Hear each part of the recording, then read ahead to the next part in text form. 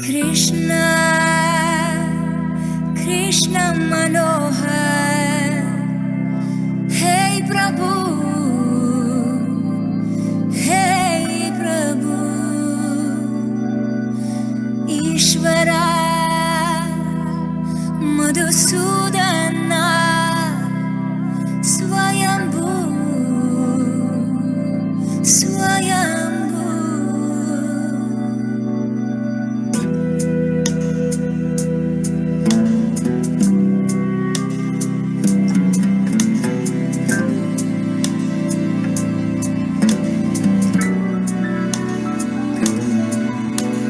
Krishna, Krishna Manohar, Hey Prabhu, Hey Prabhu, Ishvara, Madhusudana, Swayambhu, Swayambhu, Giridhari Gopal, Giridhari Gopal, Hey Gopal, Hey Gopal, Shri Giridhari Gopal, Giridhari Gopal, Giridhari Gopal, Jai Gopal, Jai Gopal, Shri Giridhari Gopal.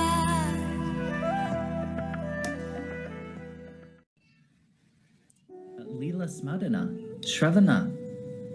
How important it is to hear about the stories of God. But these are stories someone else had with God. But all of you have had your own stories, isn't it? You just had darshan with him.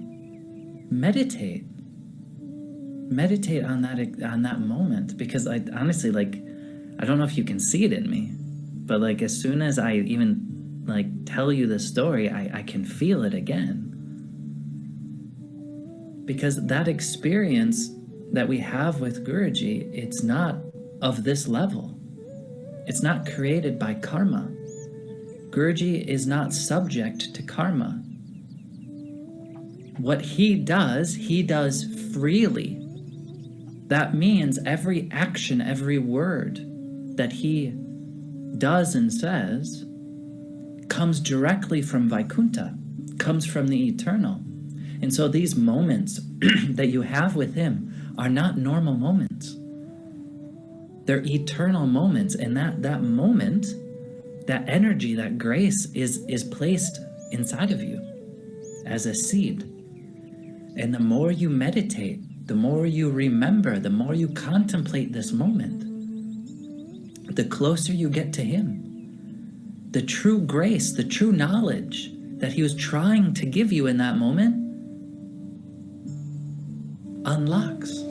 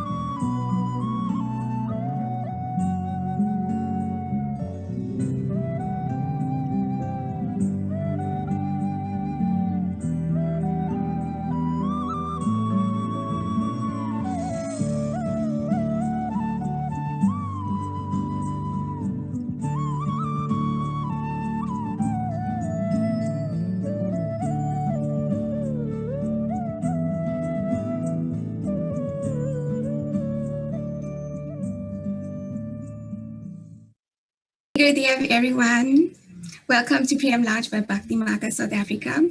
We are very happy to have you all join us this evening in Guru Sangha. Before I welcome everybody, we will begin with an opening prayer, which will be led by Swami Revatikanta. Jai Gurudev, thank you so much.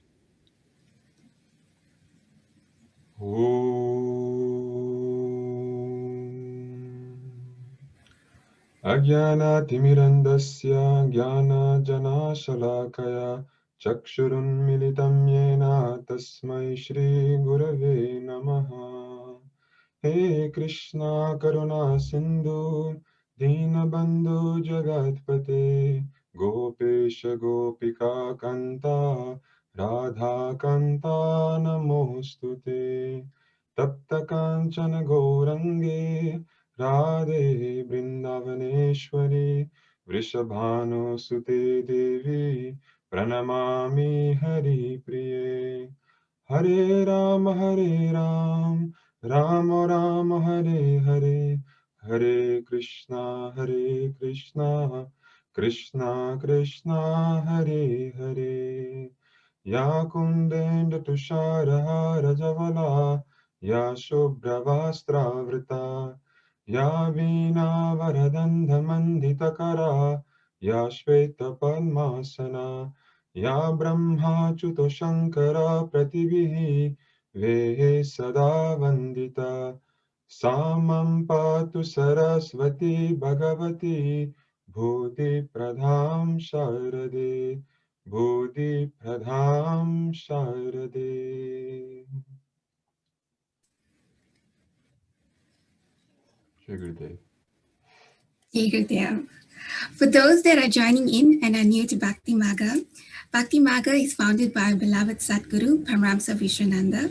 The Bhakti path, a path of devotion, is a journey from the mind to the heart, and it is centered around developing a personal relationship with the divine.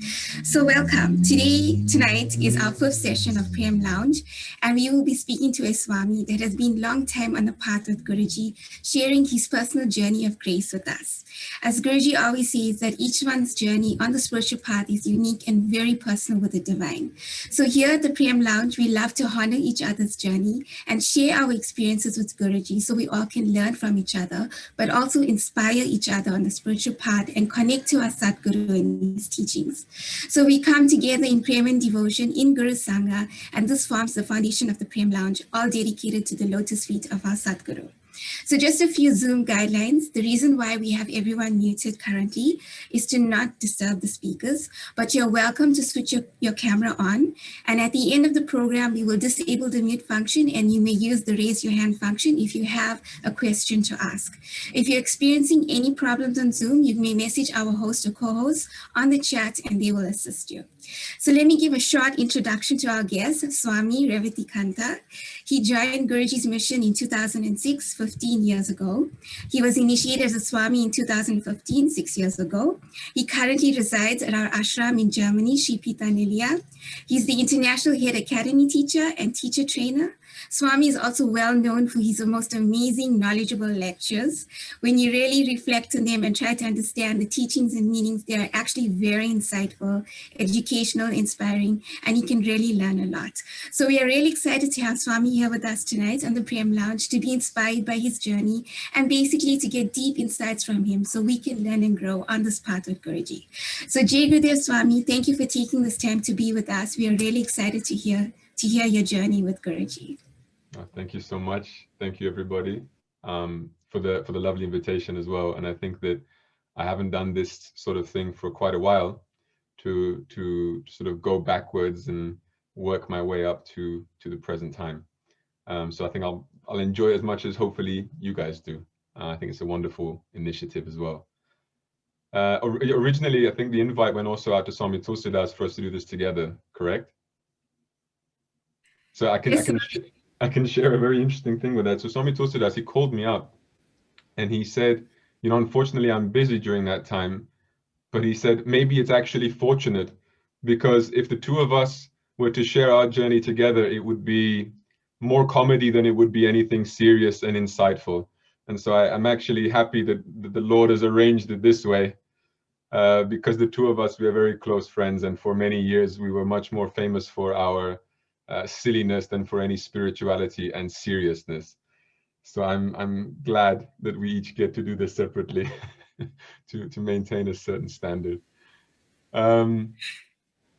You know, it's I'm gonna take you guys back to 2010, actually. No, sorry, not 2010, 2000 itself, to the year 2000, when I was 10. And that was 6 years before I met Guruji. I went to India with my parents. They had heard of another guru, and they wanted to go and meet him and to take his blessing. And so I went with them. I was 10 years old. That's not really like I had a choice. So I went along and decided to see what it was all about. And I fell in love with it. I loved being in that ashram environment. I don't know if you know about, those comics that they have, these Amar Chitrakatha comics that have like stories of different deities and sort of the various Indian gods. And so I went to one corner store that was selling them, and I bought maybe like a whole stack of them. And I was just back in my ashram room reading these comics, and I was completely in love with the whole thing. But then when we actually went and met the guru itself that we had gone to meet, I was surprisingly unaffected. I just thought, oh, well, of all the things that I've loved so far, which was pretty much everything, this one, not as much. It felt off, like there was a disconnect of some sort. But the rest of my family, they loved it. They were like in tears and all of this. And I didn't think about it too much. I mean, I was 10 years old. And when we went back home and continued on with school, I didn't give it much thought. My mother was meditating, and she tried to encourage me to meditate unsuccessfully. I wasn't meditating at all. My mother tried to make me vegetarian unsuccessfully for another 4 years or so. And then when I turned 14, I decided to be vegetarian as a birthday present to my mother, because I felt bad that she had to cook 2 meals every day. She had to cook the meals for the rest of the family, which were vegetarian, and then 1 meal with meat for me because I was annoying. And so I decided to give that up and say, okay, Mom, my gift to you is that you have to do less work. That was how thoughtful I was as a 14-year-old. And then I met Guruji 1 year after that. And it was very, very interesting, because with him, I had the reaction that the rest of my family had originally had in India 6 years before, about, crying and being touched and something just clicks. I had that with Guruji from the moment I saw him. First of all, because he looked like, well, the exact opposite of what a guru should look like. So I met him when Guruji was 26. And well, you can imagine that the 26-year-old doesn't look particularly like a guru. He didn't have a big beard, neither was it white. He didn't have any white hairs. He wasn't particularly dressed in any guru-like fashion. He was just a young guy, huge smile on his face, and captivated me big time. I knew nothing about him. I didn't really know his name. I didn't know his teachings. I knew nothing about him. But he had this smile that told me instantly he knows something that I don't. Like I'm missing on something here, because there's no reason any man should be smiling that much. I've experienced wonderful things. My football team has won the World Cup. I've had wonderful food. I've had wonderful family time, holidays, everything. I've never smiled like that. He's got something there that he's not showing me right now. And that was more than anything else what caught my attention, and what in a sense made me want to come back for more. And at that time, I was living in India. I had been living in India for almost 3 years, because my parents, how can I put this? My parents were hippies, and they thought the best thing to do was to go live in India, and then change their mind after 6 months. But meanwhile, I had to do school, right? You can't just jump around halfway across the world every 6 months. So they put me in a boarding school, and I decided, you know what, this is brilliant. I don't have to live with my parents anymore. So I asked to stay. And so they went back to Europe, and I stayed in India for 3 years on my own from the age of 12 to 15. And I loved it. And so I came back to Europe for summer holidays just to visit the parents. And that's when I met Guruji in London. And we went to meet him, and it was a huge sort of family thing, because I come from Brazil, and in Brazil, family is a huge thing, right? And so everybody lives together under the same roof. You have your grandmother, mother, auntie, uncle, everybody lives in the same house. And so we kind of had that situation going on. And so when we went to meet Guruji, at that time, he was doing what we call these interviews, right? So he would give maybe a 15, 20-minute slot. You could come in and ask him something, and he would talk to you about it. I mean, he doesn't do this anymore, but back then this was a thing. Yeah. And so we went in as a whole family, and I remember seeing Guruji's face laughing as the endless sort of snake of people entering into his little room where he was doing the interviews, and sort of, you know, introducing themselves. This is the mother, this is the sister, this is the grandmother, this is the uncle, this is the brother, this is the cousin, this is the son, this is the daughter, this is the second daughter, etc., etc. And I was the last one. And I walked in, and as I said, I was captivated by his smile. And then what happened was, he would prompt my family members to ask him questions. So you would just look at them and say, all right, what would you like to ask me? And as my family started making these deep, insightful questions, I was sat there starting to panic. What on earth am I going to ask him? I mean, I'm 15 years old at this stage. Life is going good. I don't really know. I'm happy for the most part. I could ask him for some predictions, like, you know, how's my team going to do the upcoming season or something like that. I thought about that for a while, but probably not the right place for that. And then sort of when it came to my turn, I was the last one. He turns to me and he just smiles. He doesn't say anything. He just sort of goes like this with his head, sort of, go on. And I felt that panic. And then suddenly I just spat out a question.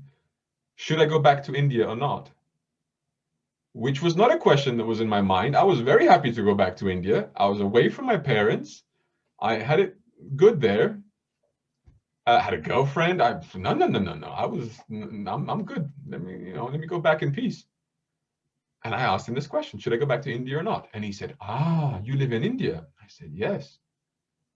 And he said, well, you'll get your answer in a dream. And that was it. That was what he said.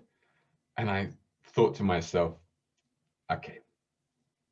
I mean, if there could be a more cliche answer possible for a spiritual person, you know, dodging the question, it will come in a dream.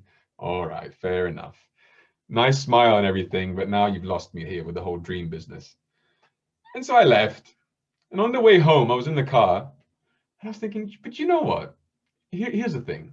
I never remember my dreams. When I go to sleep, it's like somebody, like Mike Tyson comes and knocks me out, and I'll be lucky to wake up the next morning. I sleep and it's pure black, no dreams whatsoever. And I thought, so in that case, I'll tell you what. And I challenged him in my mind on the way home. And I said, Mr. Vishwananda, if you are indeed real and you know what you're talking about, then you will come in my dream and you will give me a very clear answer.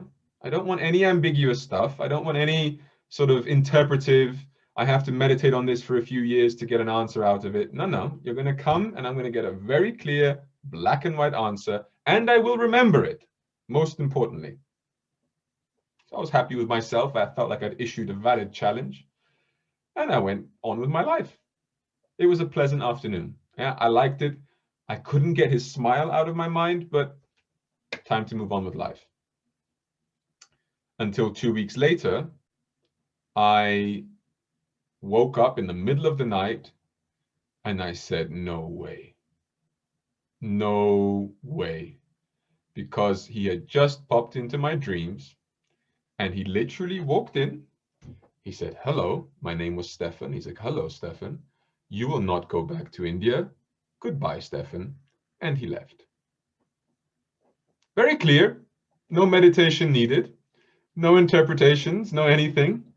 He had responded to my challenge. And I remembered, I woke up in the middle of the night because of the dream. So it was, he didn't even give me a chance to forget it. So I woke up and I told my parents, and I thought, whoa. But he said, I'm not going to go back. So, but does that mean I have to choose not to go back now? Like, how does that work? Well, that question was also answered for me. A week later, I get a letter from my school in India saying they don't want me back. And I thought, where's this coming from now? I didn't misbehave. I mean, maybe a little bit here and there, but for the most part, I'm okay, And they said, no, we are requesting for you not to return to school. Your behavior in the last semester was wildly inappropriate. And I was thinking, what is this revisionist history? This is absolute nonsense. What? I was very upset, like a victim. But because of this dream, I just thought, okay, I mean, the things are lining up. And the only thing I had left that I was, still a bit in mourning over was the fact that I had a wonderful girlfriend back there in India. And so what happens? She comes to visit. And when she comes to visit, she comes to tell me she wants to break up. And I thought, where did this come from now? We were also, you came all the way to England to tell me you want to break up. Like, we have phones, man. Like, what is this about? And so I was that was the summer to remember, right? And so I stayed, didn't go back to India. And over the next year or so, I met Guruji a few more times. I took my first darshan with him. I actually have the photo here in my room. I can just grab it quickly. So I think I was, maybe 15 in this shot. I don't know if you can see it properly. Not really, because a lot of reflections from the lights and stuff. But anyways, 15-year-old me getting darshan. Maybe I can take a picture and send it through later. So, I in my own way, I believed in him because he came in my dream. Yeah, I couldn't afford not to.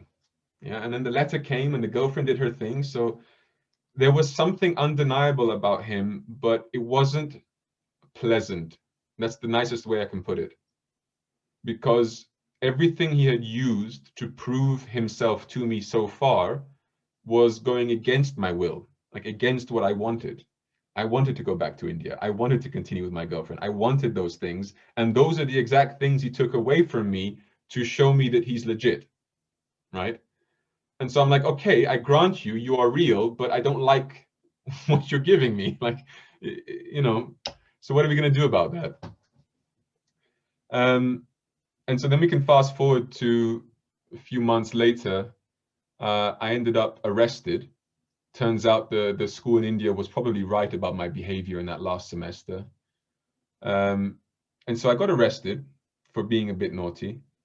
And then I needed to find out how serious this could potentially be. And then I found out from the police that it's serious to the degree that I might be looking at an 8-year prison sentence. And I thought, oh, that's relatively serious. That's something to take seriously enough, not to be dismissed. And I thought, okay, so this is time to mend my relationship with Mr. Vishwananda. And so I will go to a darshan and I will ask him for help because, I'd rather not do the whole 8 years in prison thing. That's probably going to mess up my career prospects and whatever else I had in mind. And so we're going to darshan. Guruji was giving darshan in London. There was 1,500 people there. And I'm queuing up. And I kid you not, in my mind, I'm thinking, oh, just for the sake of the story being complete, I was actually innocent. And I mean it this time. Not the whole, misbehaving at school thing. There, I probably deserved to be kicked out. But in this case, I was legitimately innocent. I had basically been a witness to something. I was in with the wrong crowd. Someone else had committed a crime. And the laws in England at the time had it that if you witness something and don't report it, then you're complicit. Yeah. And that was basically what had happened. Nothing else. I hadn't actually done anything. So I'm in the queue. I'm approaching Guruji for darshan, and I'm thinking to myself, it sounds pathetic now, I have to put on a really sad face. Otherwise, he's probably not going to help me, is he? He's not going to believe that I'm suffering here.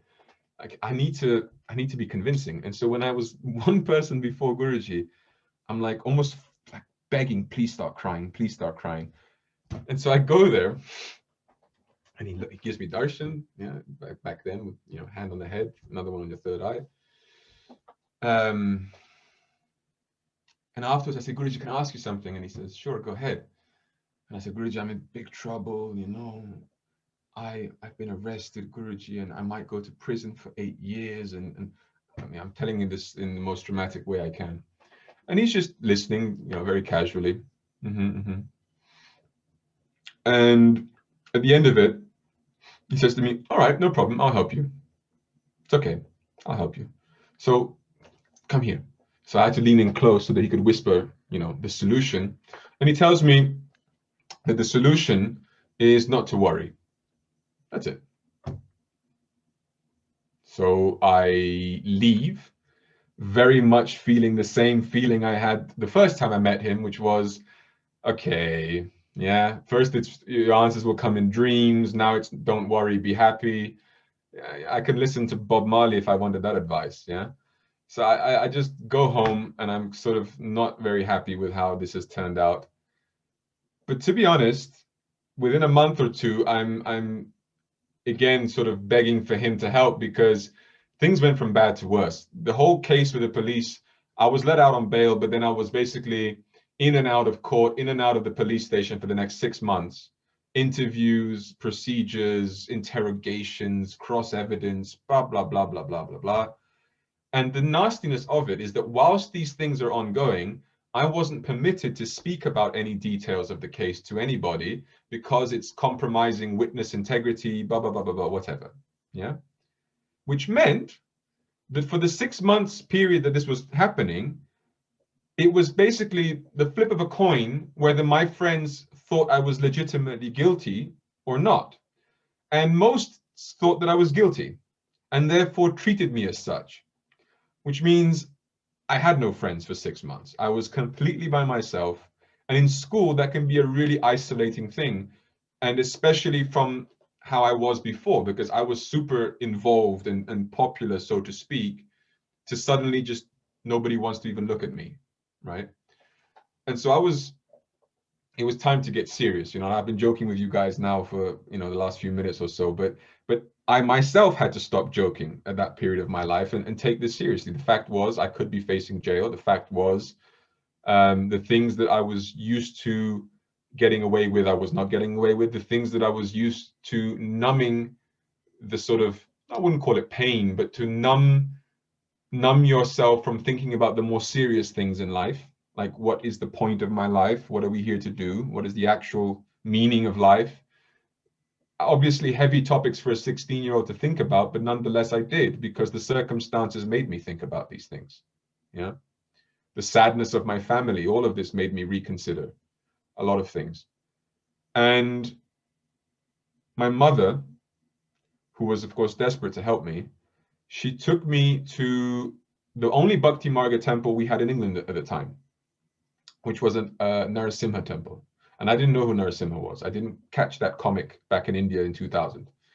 And so when I went to that temple, on the way there, my mom was telling me, so here's the thing about Narasimha. He's the protector of the devotees, and you need protection right now. And I said, wonderful. So where's the mantra? Give me the mantra, I'll start chanting. And so my mom gave me the little business card from the temple. And on the back of the business card, it had a mantra for Narasimha. Ugram Viram, Mahavishnum, etc., etc. And so the whole car journey, I'm just chanting this mantra, chanting this mantra, chanting this mantra. We get to the temple, I walk in, I look at him, and I start crying. First time I saw Narasimha in my life, 16 years old, and I started crying, and I just thought, you're the one. Whoever you are, I don't know anything about your story. I don't know why you've got a lion head. I don't know any of these things, but you're the one. I love you. I don't know why, don't ask me, but you're great.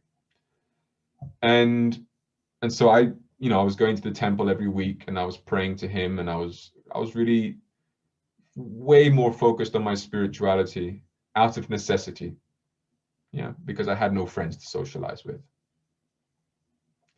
Now I can look back and with the knowledge I have today, and I can draw so many parallels to this. In the Srimad Bhagavatam, you have the story of Gajendra, the elephant, who lives a very prosperous life, has all his friends and family, everything's great. And then the crocodile bites his leg, and then he turns to them and pretty much says, "Who's going to help me?" And they all walk away. I mean, not out of some kind of malice, but it's sort of, yeah, can't help you, sorry. And you feel the helplessness of the situation and how Gajendra ultimately turns to Lord Narayana and is saved. That's a story that is obviously not just a story for me, but very relatable. You know, without the same consequences, of course, of having a crocodile bite my leg, but in a way, very, very similar. And so after those 6 months, I get a letter from the police station saying that my final court date, where the judgment will be passed, is in a few weeks' time, about 3 weeks, I think it was. And Guruji decides to make an impromptu visit to the UK, and he's giving a darshan that was not scheduled about 2 weeks before that date. And so I go for that darshan, and this time I didn't have to put on a sad face. I had a sad face. I didn't have to pretend. And I went to Guruji and I took darshan, and Guruji said to me, "What's wrong?" And I said, "I still have the same problem as last time." And he got cross with me for the first time. He was a bit upset with me. And he said, "Well, you didn't listen, did you?" And a part of me wanted to sort of almost fight back and tell him, "Yeah, because you just told me not to worry. I mean, what did you expect?" You know, that was what was in my head. But I just kept quiet. He said, he kind of sighed, you know, "Okay, come here. I'll give you the solution." And in that moment, I genuinely, I kid you not, I genuinely thought, you know what, maybe these last 6 months were just a test. Whether I could, you know, survive through it, test the faith. And now he's going to give me the real solution, not this don't worry business. Now he's going to give me a big mantra, or he's going to give me a vision of the divine. It's going to clean away all my karma in one go. Just bang. This is what this, I've heard all these stories from these other devotees. This guru is amazing. It's time to show it. Let's go. I'm ready. And so I lean in for the second time in 6 months. And he hesitates and he waits sort of for dramatic effect. And then he says, "The solution is, don't worry." Of course. But there was a very, very different reaction this time. The reaction this time was, okay then, what have I got to lose? Yeah, I've tried everything. It's been 6 months. Might as well trust you. Might as well do what you say. Yeah. And for whatever reason, in that night, my mind was able to do the one thing that our minds all struggle to do, which was to submit. And I just said, "I'll do that. I'll trust you. It doesn't make sense. I don't get the logic behind it. I don't understand how that's going to solve anything, but I'll trust you." And he asked me to sit by his side and to help him distribute the vibhuti to the participants of the darshan. And so I did that. And I watched person after person come and look at him in the eyes, and so many of them were in tears. And I was moved so deeply by the whole thing. I was so wrapped up in my own world that I had never bothered to look around and just see how many lives were completely changed by this man, right? And I looked at him smiling at all of these people, and I wondered how many more of them are coming to him with problems like mine. Because mine was, for me, the biggest drama on planet Earth. And here was somebody who was basically dealing with all of these people's deepest wishes, deepest pain and suffering and longing and all these things. And he was just answering all of this with a smile patiently. And I just felt like it was the beginning of something shifting inside of me to a very, very different level of commitment. Yeah. And he called me to have dinner with him when darshan finished. It was the first time I'd ever spent any time privately with Guruji. I'd only ever seen him at darshans, nowhere else. And I didn't say a word to him. He didn't say a word to me. He was with his family and some close devotees. There was maybe a maximum of 25, 30 people. But I was sitting just in the corner with my mum. My mum kept looking at the watch because it was maybe 2 a.m. on, from Saturday to Sunday, which for Guruji is a very normal dinner time, I might add. But for every other sane human being, it is a few hours into your bedtime already. And so my mum was, of course, in that category of person. And luckily, Guruji turns to us and he says, okay, good night, which was our call to leave. And so we went home, got to bed around 4 a.m. on a Sunday morning. And at 6 a.m., the door was ringing, the doorbell. Someone was knocking on the door. And I woke up and I went downstairs to see what the noise was all about. And it was the postman. Postman was at my door at 6 a.m. on a Sunday.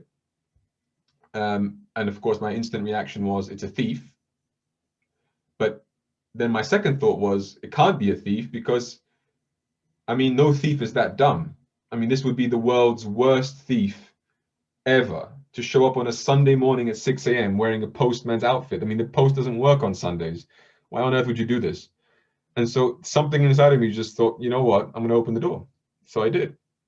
And the guy was holding one letter and he gave it to me in my hand and he said, this is for you. Didn't know who I was, didn't know who he was. And I looked down and it had my name on the letter. And I'd only ever received 2 letters in my whole life, one from the police and one from my grandmother. And it wasn't from my grandmother because my grandmother's letter had some butterfly stickers on the envelope, because to my grandmother, I will always be 5 years old, right? And so I opened it up and it was from my lawyer. And the letter was very brief and it basically read, good news, the case has been dropped. You're free to go. They'll keep your DNA in evidence for the next 2 years. And if nothing happens till then, they'll delete that. You have no criminal record. Everything is fine. It was a pleasure working with you. Goodbye. So this was 2 weeks before the final court date, 6 months of hell, but approximately 4 hours since I had left his side. And approximately 8 hours of not worrying. So 8 hours of not worrying was enough to solve the whole thing. And I felt a little bit embarrassed. I felt a little bit ashamed that it took me 6 months to even attempt to do what he said. I also felt overwhelmingly grateful, and I thought I need to talk to him right now because I would like to dedicate myself to him in a very different way than I've done so far. And I didn't have his phone number, of course. And so I started ringing up every devotee that I could. And I heard many rude words being said back to me, and I couldn't figure out why. I just thought these devotees are really rude. Until I remembered that it was about 6 o'clock in the morning on a Sunday. And then it was all understandable. And then finally one Mataji said, okay, look, I'll give you his number, but if he asks, you can't say from whom it was. You can't tell him who gave you the number. And I said, well, I don't know him for that long, but I can probably guess that he will know. And she felt like embarrassed to be corrected by me, and she was like, all right, just call him, do your thing, right? So I called Guruji. This was about 7 a.m. now, and he picked up the phone very calmly. I won't say the expression because it's a bit rude, but I was very nervous, let's put it politely. I was very, very nervous. And Guruji answers the phone and he says, hello, who is it? And I said, it's me. Because I was so nervous, I didn't even think properly, and I said, it's me. And he accepted that answer. He said, oh yes, of course. How are you doing? And I said, I have an amazing story to tell you, Guruji. So basically, after I left you last night, I came home and then the postman came, and then I went and opened the door and he had one letter in his hand. And as I'm telling the story, he just interrupts me, he cuts me off. And he's like, yeah, I know. And I said, no, Guruji, let me finish. And I wanted to continue telling the story, and he stops me a second time. He's like, no, I know. Who do you think sent the postman? And I said, it was you, wasn't it? And he said, you know any other postmen that work on a Sunday? And I was in tears, and I said to him, Guruji, I'm so grateful. Thank you so much. Ask me for anything, I'll do it. And the minute these words left my mouth, I almost had a heart attack. I thought to myself, why on earth would I say this right now? What on earth am I thinking? He's going to ask me to do something insane. He's going to ask me to become a monk. That's it. That is the worst thing possible. It was the last thing I ever wanted for myself. To become a monk would have been, you know what, I'll do the 8 years in prison. Let's take this back. Let's call the police. Let's change the plan. I started panicking. And he, being the master that he is, just left this awkward silence on the phone call. Yeah, he just let me swim in this absolute panic that I was in. And then he says, anything? And I can't backtrack. And so I said, yes, Guruji, anything. And he said, so tell me, how did you get in this mess to begin with? And I said, I was in the wrong place at the wrong time. He said, no. Why did you get in this mess? And I said, because I was drunk. And he said, correct. So you know what I'm going to ask you to do?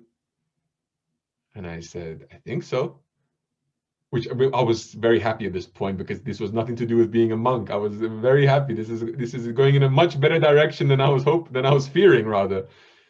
And he says, I would like you to never drink alcohol again. And I said, done, deal. That's it. I'm in. Yep, no problem. Let's say yes to this quickly before the request changes. And honestly, I did it with pleasure. With pleasure. I said, no problem whatsoever. Yeah, I would happily give that up. And then later, and he said, okay, I've got to go sleep now. Bye-bye. So he hung up the phone. And I remember, I told my parents, they were very happy, but I was later in my room by myself reflecting, and I just thought, what an incredible human being. I thought he was a human being. Forgive me. And I just sat there and I thought, I just gave you the chance to ask me for anything, literally anything. And I would have done it because I felt genuinely indebted to him. Yeah, I would have done it. And rather than taking something of benefit to yourself, you've asked me to do something of benefit to myself. You've asked me to do something that will do nothing to change your life, but will do plenty to change mine. Yeah, there's nothing that he stands to gain from this. Yeah. And I can honestly say, although I had known Guruji for a year by that point, it was then that day that I really met him, if that makes sense. Yeah. It was that year that I said, that moment, that day, that morning, where I said to him, do you know what? I'm going to make you the priority in my life. I don't know what that means, but I'm going to make you the priority. So I'll fast forward plenty, because I think a lot of trivial sort of teething problems happened over the next few years, where just out of being young and out of being new to the path, you're lazier than you should be, less dedicated than you should be, all these kind of things that maybe a lot of people can relate to, but nothing really that interesting to talk about, right? And then Guruji started playing a game with me, a game that he still plays to this day. He said to me about 2008, Revati, I think I've only got about 2 years left and then I'll die. And I said, okay, is there anything we can do to change that? He said, no. This is the divine plan. You cannot change that. And I said, okay, so what should I do? He said, make the most of it. And I had to figure that out for myself. What does it mean to make the most of it? So I confess that at that time, I had an inner battle. There was a part of me, I became brahmachari, and then there was a part of me that wanted to go live in the ashram and forget everything. Just go to the ashram and just let him do with me what he saw fit. There's another part of me that was very ambitious. I had talents, I was intelligent, I had good grades, and I thought, I want to do something. I want to be somebody. Yeah. And honestly, if somebody had asked me, a career advisor or somebody had asked me at that time, what would you like to be? My answer would only have been one thing: famous. I don't really care how or what for, but I want to be famous. An unhealthy ambition for sure, but I had it. And I chose to go to university. I applied to universities, the best ones I could find. I was quite confident I was going to get in. I was doing my final exams, and I was so confident that I became cocky. Came to the very last paper, English literature, one of my favorite subjects. I was sure I was going to smash it. And there were 2 questions on the paper, and you could pick which one you wanted to answer. One of them was given to our zone of the country, because we had been told to study that book throughout the year. And another zone of the country had another book that they were supposed to study. But I had read both of the books. And I actually liked the question that I was not meant to answer more than the one I was meant to answer. And so I answered that one. Oh, well, when the results came back, I had a 0% on my English literature paper, because they just disqualified me, because the school and the region from where I was from was supposed to answer question 1, and I answered question 2. So I got 0, which brought my overall grade 1% below the admissions requirement for the universities that I had applied to. 1%. Actually, less than 1%. It was 1 mark. It was like 250 out of whatever it was, and I needed 251. Yeah. I wrote to the universities appealing and saying, look, I want you to have a little bit of context as to why this happened. They said, I'm very sorry. We have too many applicants anyway, so you can try again next year. And I was crushed. And I just thought, 1%, 1 mark, really? Really, God? Really? And I called Guruji. And Guruji picked up the phone. By this time, I had his phone number, not by having coerced it out of somebody, but actually voluntarily given to me. And Guruji picks up the phone and says, what happened? Did you get your test results? I said, yes, I did, Guruji. And I failed by 1 mark. And he says, oh, no. Oh, that's terrible. Oh, how are you feeling? And I just thought, you know what? Yeah, pull the other one, as if I'm falling for that. And I just said, yeah, Guruji, I'm feeling like you had something to do with it. This is my devotees. Anything in their life goes wrong, they blame me. This is my devotees. And he starts going on about it like this. And I said, okay, Guruji, I'm sorry, but genuinely now, what should I do? Should I apply to, a lower class of university? I can get in, no problem, but it's a lower tier, let's put it like this, which with my ambitions, there was now a bit of an incompatibility, as you can understand, right? What should I do? And Guruji says to me, how about this, Revati? How about this? How about you come to the ashram in Germany for a gap year? Just take a gap year, come spend a year at the ashram, and then you go to your university of choice. No problem, I'll help you out. Okay, I'll help you. And I said, okay, well, actually, I could take a year break from studying. It's been intense. I could do that. And I said, okay, Guruji, I accept your invitation. I'm still here. This is a really long gap year. That gap year was supposed to end in 2009. We're now in 2021. So something went wrong, or very right, along the way. And I'll go with the very right option. But initially, of course, it was difficult for me because I had to get my bearings, right? What am I going to do now? What's the point of my life now? You build up these ideas in your head about who you're supposed to be. You build up these ideas in your head about who you would like to be. And maybe they just don't match Guruji's ideas. And that's something that I think happens to all of us. And then there's a question of choice, the choice to persist with our ideas and try to fight against the current, or to give in and see where it goes somehow. And that's scary because you don't get any warning or any sort of hints as to what is coming next. But you do get reassurances like, and maybe you've heard Guruji speak like this, God is with you. God doesn't make mistakes. The Lord always cares for you, etc., etc. But nothing specific, right? And up to you whether you choose to trust that or not. And I had that choice many times, many times. So after those 2 years passed, that Guruji had said that he was going to pass away, and he didn't pass away. By the way, it was in those 2 years that I conveniently decided to stay in the ashram and not go back to university, because I thought, well, with Guruji leaving soon, I better stay and capitalize on the opportunities I have now, only to find out he wasn't actually leaving. But obviously I didn't feel cheated. I didn't want him to go, so it was all fine. And then this was now New Year's Day 2012. And we were in the lobby of SPN, the lobby of the ashram. And back then we used to be a bit more liberal with our parties. We had a disco ball in the lobby and we were dancing late night.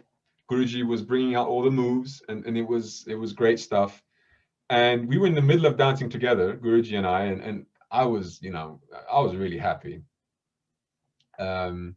He pulls me to the side, says, come with me, with like an excited tone. And I thought to myself, oh, do you know what? This is New Year's party. We're having a great time. The only reason he could possibly be calling me to the side is because he wants to, like, maybe materialize something for me, do something super special, because what else would pull him away from such a great party? Surely it's nothing negative.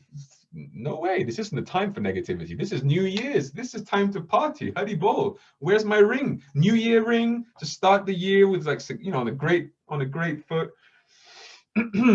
So he pulls me into his private room, and I thought, you see, I was right. We were going to his room. That means only good things. Except that day. He turns to me and he says, in the middle of the kirtan, I suddenly had a vision, Revati. I said, oh, Guruji, you had a vision. What was the vision? He says, yes. Well, Radha was there. She was dancing with us, and that was nice. And then I looked over at you, and you were smiling, and I was smiling. And then, oh, I saw that in this coming year, you will die. Talk about being a party pooper. I'm sitting there thinking, like, well, Happy New Year to you too, Guruji. So first it was, you're going to die in 2 years. Now that didn't work. Now I'm going to die. And I just sort of staring at him thinking, I like to make all of this very humorous, but obviously in those moments it wasn't that funny. And so I'm sitting there and I'm thinking, oh, what should I do with this now? Like, what should I do with this information? I'm thinking in my head, how do I respond? What's the spiritual way to respond right now? And so I'm just kind of blank looking at him. And he says to me, would you like to die? Which sounds like an obvious question in which you just answer no, but I actually had to have a little think about it. Don't ask me why, but in that moment I had a little think about it. I love my life, but I had to think about it in the sense that if he's had a vision and if he's offering it in a sense, right? Maybe just trust him. Maybe just be open to it and say, if that's what's best, that sort of mentality. But I stayed silent. I wasn't sure what to answer, so I didn't. And then Guruji looked at me and he said, you know what? I don't want you to die. And he pulled out some hair from his head, he yanked it out, and he balled it up. And then he started chanting some mantras to this hair. Don't ask me what he chanted. Then he grabs in one of his drawers, he grabs a little pendant. It was a vial, a glass vial, and he puts the hair inside. Then he puts some Ganga water that he had. He puts some water inside, and then he seals it, and he puts it on a chain, and he says, "Here, you wear this. Don't take it off. You wear this for the next year, and you'll be fine." Okay. So I grab this thing, I leave. Guruji goes back to the party, I go back to my room. I'm not gonna start dancing around. What if this thing falls out of my hand, breaks, and then next thing you know, I'm finished. Yeah. And I was okay dying 20 minutes ago, but now that I had this thing in my hand and Guruji said he wanted me to live, now I just wanted to live. I was very much against the idea of dying, right? So I go back to my room, I put super glue on this thing, I bought a thicker chain, I didn't want to run any risks. And so I'm wearing this, and I developed a habit. That whole year I had the habit to always be like this. Yeah, just playing with my necklaces just to check that it was still there. Yeah, it's just playing and playing around. So I was doing well. And then came September of that year, I think. And I'm playing football with the guys here at the ashram. And I'm running back from one of the attacks we had. And then suddenly I go like this, and it's gone. And I just scream, "Everybody stop! Don't move! Nobody moves an inch." And everybody just freaking out, like, what's going on? And I said, I dropped my pendant. My pendant was famous in the ashram at that time. Everybody knew what was going on with this pendant. And so everybody was like on their knees, crawling around, trying to find this vial in the tall grass, right? And we were there for ages. And I was panicking because I was thinking any second now, I might just fall over dead. Like, this is the end. I found it. I survived. I was very grateful. I told Guruji the story, and he laughed in my face and he said, "You are so afraid of dying." And I said, I know, and it annoys me so much because I wasn't before. And I said to him, "What changed?" And he said, "You're afraid of dying because you're not living your life properly."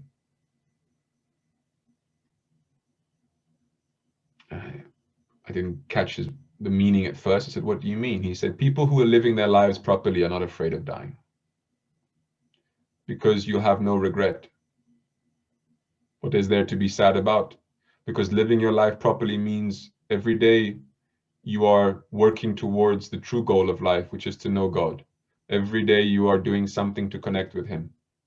And so if that's truly what you're doing every day, then it doesn't matter if you die today, tomorrow, in a week, in a year, whenever, because you'll be thinking of God. You'll be as ready then as you would be now. Yeah. And you've not been doing that, have you, Revati?" And I said, "No, I haven't. As much as I was a brahmachari living in the ashram, I had made that year my only sadhana to protect the necklace. Wasn't doing any pujas or kriyas. I was just having a great time with my friends, enjoying life, and keeping the necklace safe." And he was basically telling me this is not the way to live. And if you live like this, death is always around the corner and you'll be running away from it with fear. And death smells fear. Death is attracted to fear. He painted a very bleak picture. And so I finished the year, what I believe at a strong point. I was doing sadhana. At the end of the year, I celebrated like a madman on December 31st. I survived that year. I was still alive. And then the next day I said to Guruji, "Can I keep it on now? Because if I keep it on, then technically I'll never die, isn't it, Guruji? I can do some competition for Babaji." And he didn't appreciate my joke and told me to give it back to him. And I did. And then, yes, I skipped a pretty important point. I was initiated as a rishi in that year, and I lasted about 24 hours as a rishi, maybe a little bit less. I broke my vows one day later. I think still to this day, a Bhakti Marga record for the shortest vow of all time. I don't know if we have the time to go into the details of why that happened, but we'll just leave that to the Q&A. If you're interested, you can ask me. So anyway, moving on, I was back to being a brahmachari, trying to purge the photos of me in red from the internet so that nobody would ask me these awkward questions. But weren't you wearing red for a day? So just pretending that never happened. And I was on my redemption arc, with Guruji. And he had told me quite severely, after that happened, he said, you will never again wear red. Never again. He was so upset with me. And I told you already, I was an ambitious person, right? My whole life, I was very ambitious. I wanted to be something in the material world. It didn't change when I became spiritual. I just transferred the ambition, right? Now I wanted to be whatever I could be in the spiritual world. I was learning from Guruji. I was by his side, and I knew that these things were bad, but I couldn't shake it. Yeah, I don't say this is something that you should all emulate, to be spiritually ambitious. That's not a behavior that you should adopt, because it breeds. It's not about that in itself being wrong. It's that having it breeds attitudes that are not helpful. Yeah, it makes you think a certain way that isn't compatible with the way that you ought to be thinking. And so in this, I was always trying to climb the ladder, be it in the seva hierarchy, be it in the spiritual hierarchy, whatever I could do. And so this was a big shame for me, right? That I had this record on my resume. And so I was on this redemption arc and trying my hardest to really serve and to do something constructive. And it was then that I also coincidentally started my journey with knowledge, the whole concept of the academy and studying and learning, because I needed to find my thing, something that I could prove myself in. And in 2013, we went to Kumbh Mela, the first time Guruji went. And this in itself was a crazy thing. I mean, a madness. Kumbh Mela, I cannot even begin to describe to you what this event is, really. Because if I told you that you're in the same physical location as, per day, 20 million people gathered around one field, I don't think you quite get what that looks like. Yeah, like an ocean of heads. That's what I saw, because I was in India and I was a bit taller than the average Indian, and so I could just see an ocean of heads. Yeah, like in front of you, behind you, to the left, to the right. It's insane. Yeah, and I was there, and on that trip, there was the public part, which was the Kumbh Mela pilgrimage itself, and then there was a private part before, where just Guruji and 5 other people, we had gone to see the birthplace of Chaitanya Mahaprabhu. And we were in Navadvip, and we were in Mayapur, and we were just visiting these temples, sort of incognito, undercover. Yeah, nobody really knew who we were. And it was wonderful. It was amazing. I think to this day, the nicest trip I ever had with him. And one morning, Guruji and he wakes me up early. He comes into my room around 5 a.m. He wakes me up and says, come with me, let's go walking. So we went out for a walk. There was this morning mist, like a morning fog. And the 2 of us are just walking along a dirt road in Navadvip, japa mala bag in the hand, not saying a word to each other. And I just felt on top of the world. I cannot tell you. I'm like walking side by side with my guru at 5 a.m. in Navadvip, doing our japa. This was like a movie scene for me. It was romantic. It was spiritual. It was incredible. And I was on the highest of highs. And on the way home, we'd gone for a big walk around, and we were coming back to the ashram where we were staying. Guruji says, oh, just wait here a second. I just want to pop over to that shop and see what tulsi malas they have. And so Guruji leaves me on the street, and I'm there in my whites, big tilak, and doing japa. And an elderly Indian man, he walks up to me and he says, you, very polite, you, are you a Krishna devotee? And I said, yes, I am. He said, oh, really?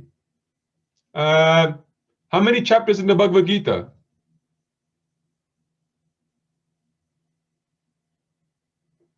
At which point, of course, Guruji had returned from his shopping and decided not to intervene, but rather just to stand on the side and spectate, just watch. And I said, I don't know, sir. I don't know. He said, oh, you don't know?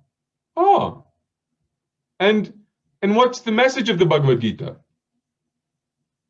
And I said, and I look at Guruji, and Guruji's looking at me with daggers in his eyes, just like, oh, no, you don't. You do not embarrass me like this.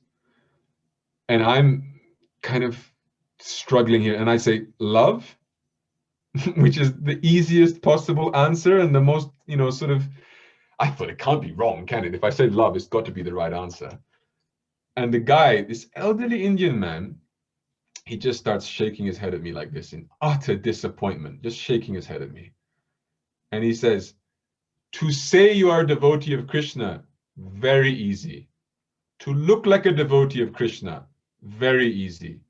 To be a devotee of Krishna, very hard, and walks away. And I look at Guruji, and he's just looking at me in disgust. Like utter contempt for me. He's just looking at me like, you. And then he opens his mouth and he says to me, I'm not even angry with you, Revati. Today, you shamed me. I am ashamed of you. And he walked into the ashram and left me standing there on the street. And I tell you, I have never in my life been so heartbroken than to hear Guruji say that he's ashamed of me. And I sat there and I said to myself, okay, I have a choice to make right now. I have to do something about this. I have no idea what to do, but I have to do something about it. Because I tell you one thing that I know for sure, this was me in that time, I never want to hear those words again. And I didn't know what I was going to do, but I promised myself, I will never again in my life give him reason to be ashamed of me just because I didn't put in the effort on my end. And for me, that meant I have to be able to do a puja, I have to be able to know Bhagavad Gita, I have to be able to do all the things I'm expected to know. And I'll know them damn well. And I'll know them to the point where he's not going to have any reason to say a word other than to cut down my pride because I know it too much, not too little. And so I did it. I went home from India and I started to learn and study and talk. And in 2015, 2 years later, I taught my first Bhagavad Gita course. And he came back from Mauritius. Guruji had gone to Mauritius. He comes back and we're all welcoming Guruji at the entrance of the ashram. The car was, as the car pulls into the ashram, everybody was gathered there clapping and singing to welcome him home. And he stops the car and he gets out of the car and he walks up to me and he says, today I'm making you a rishi, but first you have a job.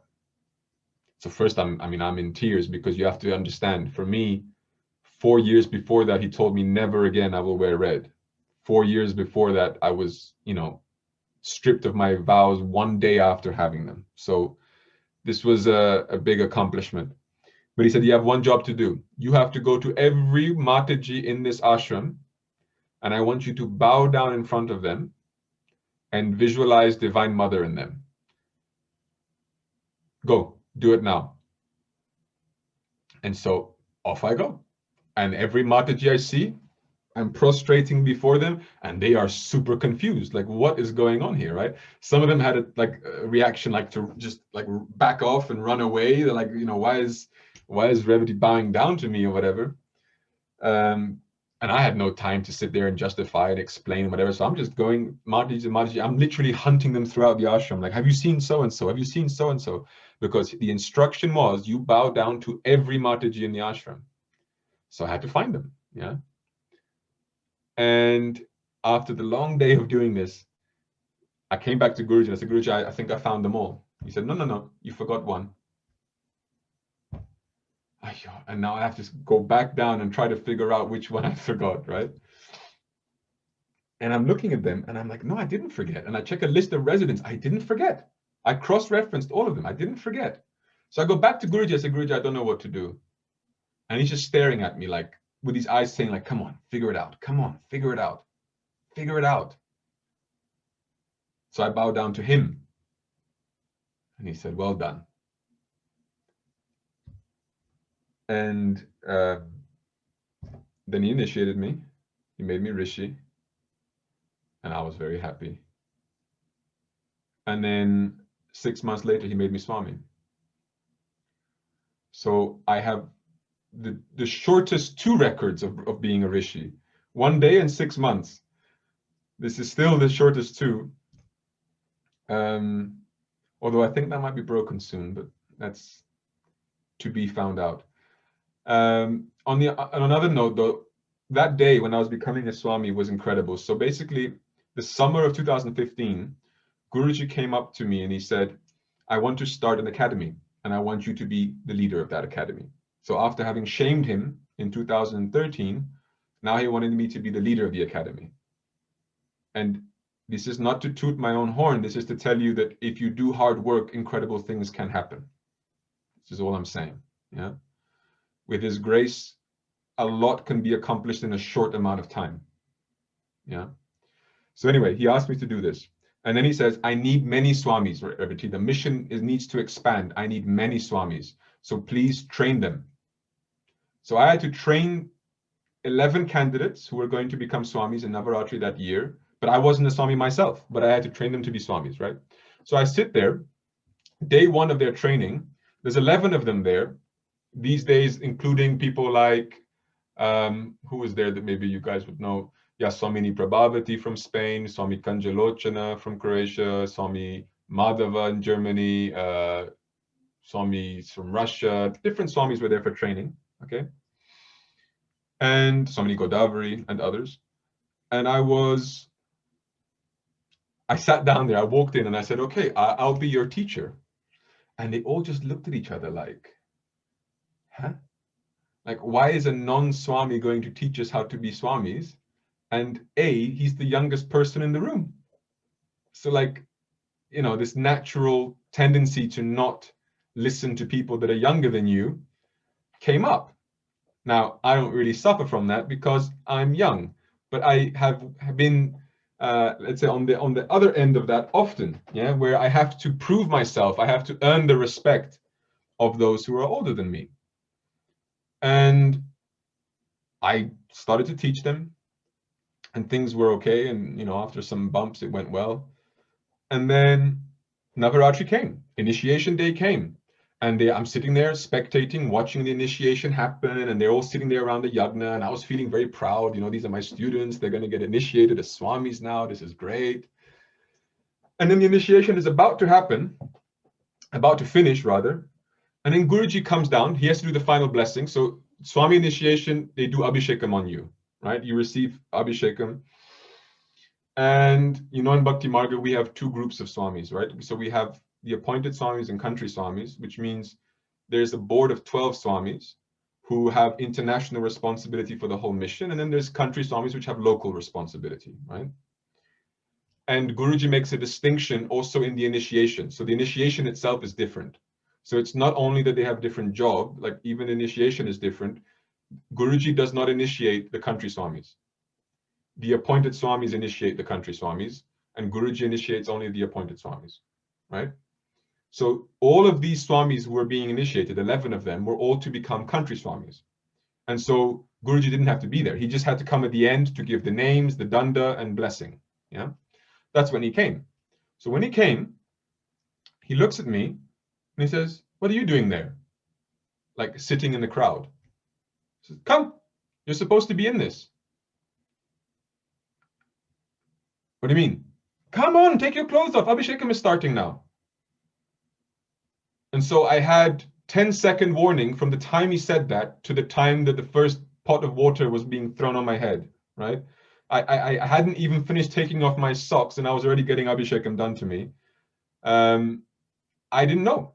I had no clue I was going to become Swami. And so he starts making me Swami and he's doing the Abhishekam. And I didn't know, he didn't say, oh, you're going to be appointed Swami or this Swami or that Swami. But then everybody else is looking like, why is he not doing Abhishekam to us?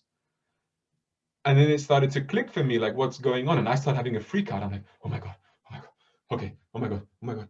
And it was snowing. So what does Guruji do? He goes out, because Guruji is Guruji, and instead of pouring the nice warm water that they had prepared for us, the nice, lovely, warm elements that they had prepared for us, no, no, no, no. He takes handfuls of this snow and decides to bathe me in this snow and just putting snow all over my body and ice, ice everywhere. And I'm thinking, yeah, lovely. So anyway, yeah. So I become Swami. He tells me yes. I was the 11th appointed Swami at the time. We didn't have 12 yet. And I mean, it was crazy. I told you guys about my ambitions and all of this. And so it had happened. And then in the workspace, this is another story. I can maybe shorten it like this. In 2009, I was living in the ashram. My job was to copy DVDs. Back then, we used to still watch DVDs, right? So my job was to copy DVDs. So somebody would make a movie, and I'd have to just sit there all day, taking it out, putting a blank disc, copying, to sell in the shop. Yeah, that was it. This was my job. And so, one day I went to Guruji and I complained. I said, Guruji, very dramatic. I was a very dramatic person. I said, Guruji, is it my life dharma to copy DVDs? And he looked at me like, man, come on. Like I was this 19-year-old kid complaining about, he's like, just do your job properly. Yeah. Don't complain. Gradually, more and more responsibility can be given. But if you can't even do this properly, you really think I'm going to give you another job with more responsibility? No. Right? And he taught me another valuable lesson at the time. He also said, it's good if you stop seeing these jobs as being better or worse. I don't see them that way. Yeah. I said, okay. Didn't work, but nice that that's how you see it, Guruji. And so I changed. I went from that job to then being, I was helping with the books. And then I was second in command to Swami Kuru in the comms department, communication. Then I was in charge of the books. Then I was in charge of the comms team. And then I became in charge of the academy. And then I was head teacher. And then in the last 2 years, he made me an STC member. So the STC is the steering committee, which is basically like the board of directors of the company, right? So the people who control the company side of Bhakti Marga. And I sat there at one point in my room and I had a crisis. Do you know what the crisis was? That's it. There's nothing else to have as ambition. That's it. What do I do now? Like, honestly, what do I do now? What motivates me now? Because I am an appointed Swami and I am STC member, meaning both on the work hierarchy and spiritual hierarchy, there is no position above, apart from Guruji. And I'm not going to replace him. I'm not that stupid. And so I'm just sitting there thinking, what do I do now? And I had such an existential crisis of like, oh, it was never about any of this, was it? I'm just a bit silly, aren't I? And I thought, yes, I am. In the sense that I had come a long way, but I'd come the wrong way, if that makes sense. I had come from the perspective of having accomplished this means something. Forget means something great. It just means something. When the truth was, it meant very little, if not nothing. Because I'll tell you why I say that. Despite being the Swami with responsibilities that I am and having control over so many departments and whatever else, in the end, I have to look in the mirror and I have to look in my heart and I have to look at the deity I have on my altar of Guruji, and I have to come to terms with 3 things. How much do I love you? How much am I surrendered to you? And how much do I trust you? And if those answers aren't satisfactory or ever growing at the very, maybe to be more realistic, then everything else is meaningless. Everything else is absolutely worthless. And actually it becomes a distraction of sorts, a nuisance of sorts, because it's so alluring. It plays to your ego so much. And I went to Vrindavan, and you might have heard of Satyanarayan Das, right? One of Guruji's friends in Vrindavan. So he was giving a lecture and I decided to attend. And in that lecture, he said one thing. He said, the biggest danger on the spiritual path is what he calls pratishta. So pratishta has multiple meanings in Sanskrit. It can mean established, which is what we do when we do something like prana pratishta, when we infuse a deity into the murti, right? We invoke the deity. But a pratishta can also mean fame or prestige, right? Prestige. And that's what he meant. So reputation. He said your biggest enemy, the biggest enemy on the spiritual path is reputation, fame. Because when you want to be famous, you will do anything to get it. When you then don't want to be famous, you will become famous for not being famous. Fame chases you. No matter what you do, fame chases after you. Either you're great and so you become famous, or you consciously try to avoid becoming famous and then become famous for being the one that consciously avoids trying to be famous. And so he said, it's a trap. And I was listening attentively. And what's the solution, Maharaj? What's the solution here? I'm very much grasping the problem, but what's the solution? And he said, the only solution is to not value anything even remotely closely to how much you value Krishna. The solution is to not depend upon anything other than Krishna, and to be willing to let go of anything other than Krishna. And from time to time, actively letting go of those things as practice. And I very much resonated with that answer. And then I went and had a chat with Guruji. And I said, Guruji, how to avoid these things? Fame. What can you tell me about fame, reputation? And he said, the first thing I'll tell you is that it affects everybody. It's not just about being in positions of, power or whatever. Everybody is affected by this. He said, there is not a thing that drives people more or drives the behavior and thought patterns of people more than the concern for what others will think of them. Friends, family members. And then he smiled, such a sweet smile, and he said, and ultimately, me. Every one of you so concerned about what I think of you. And you all behave so nicely, especially when I'm looking. Especially when I'm in your country, especially when you're in my presence, then you all dress nicely, you speak nicely, you behave nicely. Maybe you do extra sadhana before, during, and after. And then he just started smiling and he said, and everybody forgets that I'm always watching. And everybody also conveniently forgets that I don't have opinions about anybody. I know everybody. And when you know somebody, there are no opinions. There are just facts. You lie to yourself, you lie to the world. You can never hide from me. You can never lie from me. And I know who you really are. And I love all of you. Exactly how you are. You all don't love yourselves. That's another business. But I love all of you. And yet you all sit there trying to impress me, trying to please me, trying to do this, as if I can be impressed. He's like, listen, I know your souls. Your souls are pure and pristine. You think you're going to behave better than that? No, I already love you for who you truly are. Everything else, when compared to that, is less.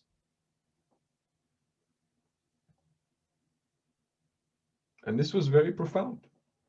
Because in that conversation, he pulled the entire veil of the external game, right? Removed it from the front of my eyes, this notion that nothing is as it appears to be. And my reaction was to look at this, which had once been my biggest source of pride, my biggest source of accomplishment. My instant reaction was to look at it as being worthless.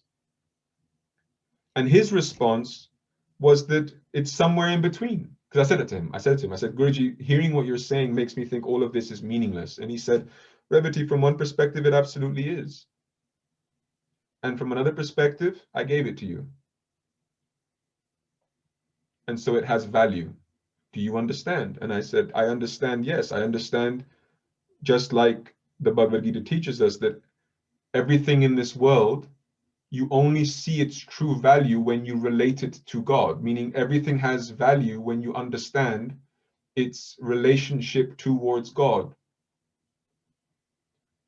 And devoid of that relationship, or devoid of how that thing can be used in the service of God, things lose their meaning and value. So a human life that is not given to the service of God is a human life devoid of meaning and purpose. But a human life dedicated to God, no matter the qualities and competencies of that human life, is full of meaning and purpose. And the same applies to anything and everything. He said money can be the biggest, evil in this world, but when you put it to the service of Guru and God, it becomes wonderful, and it can accomplish great things.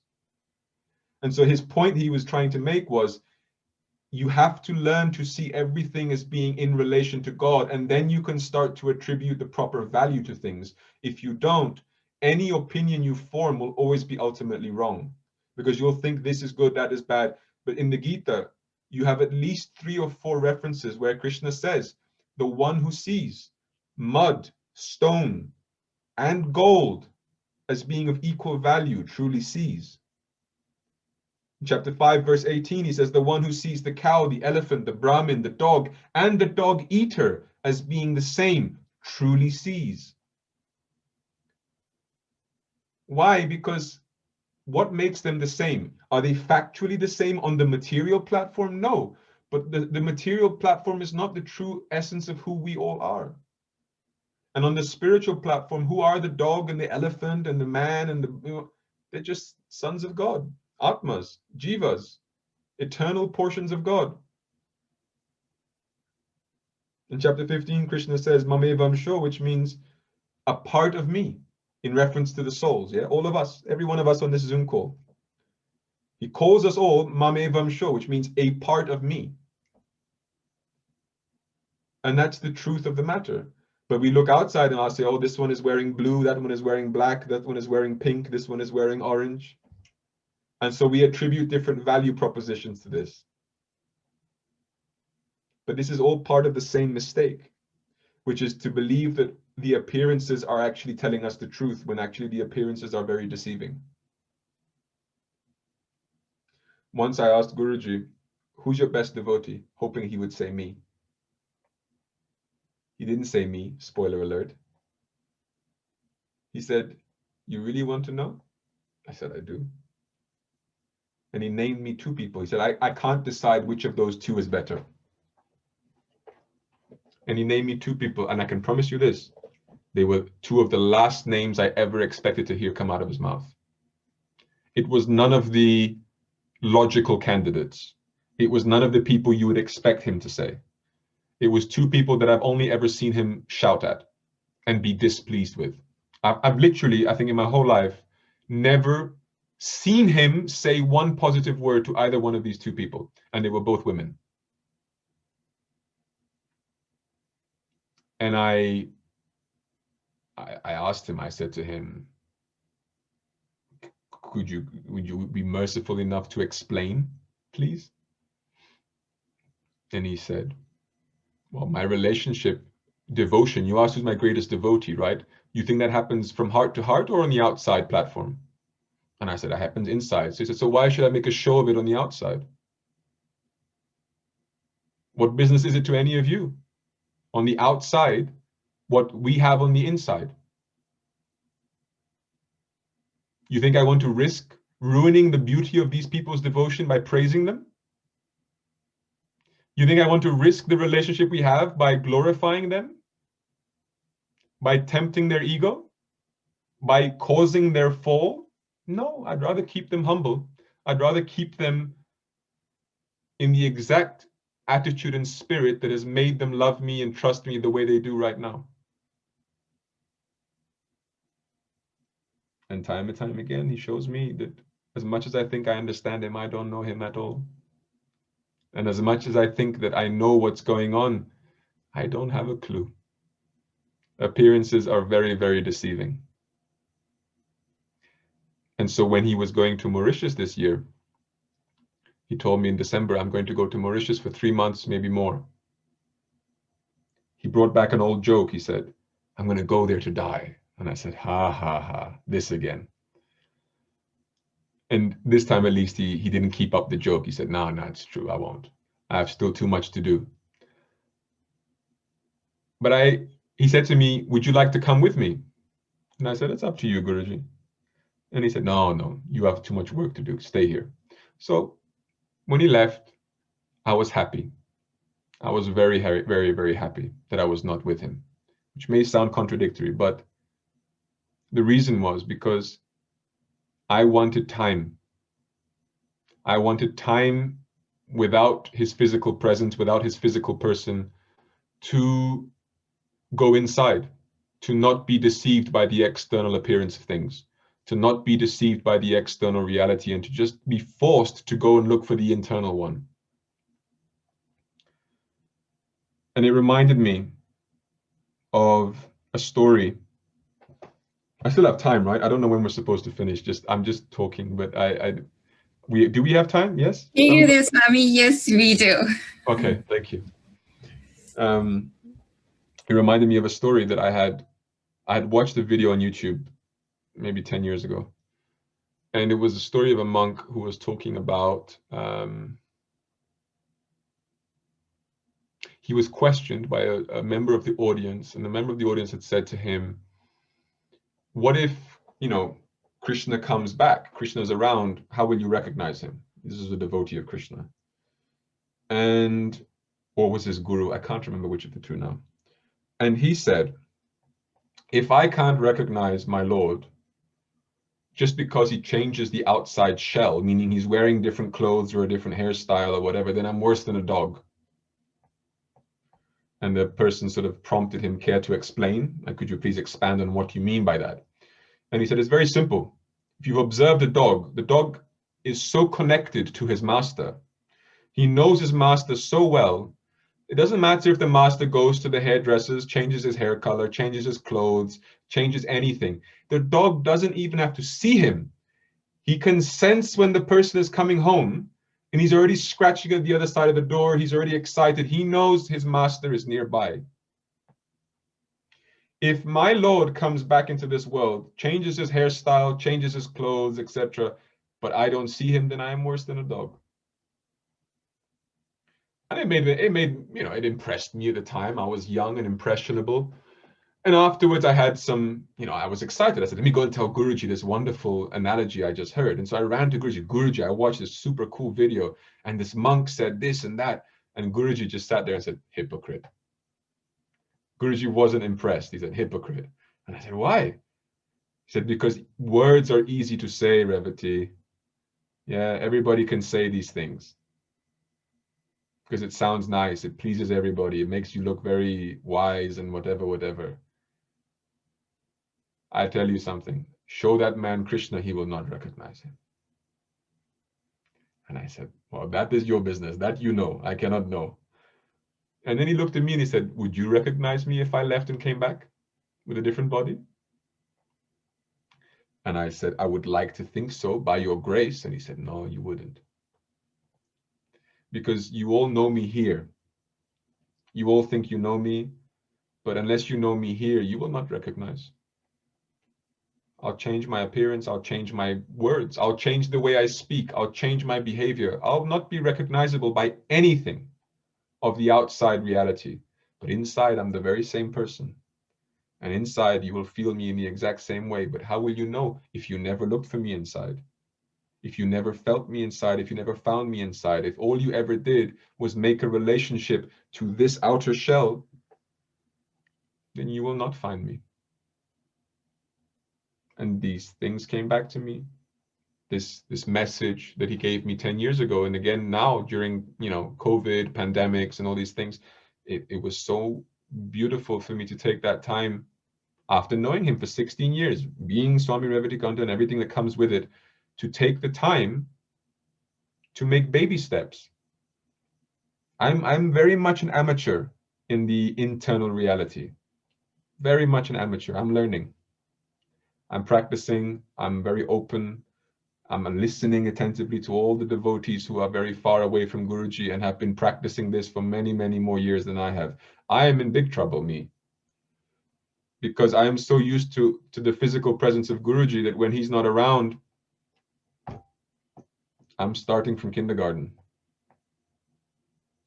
And this is something I'm deeply aware of and something that I deeply want to encourage everybody, because you know what pains me is that I see so many people who are physically far away from him and they see that as a disadvantage. And I understand. I really, really do understand why. And of course, I'm not trying to be insensitive to the situation.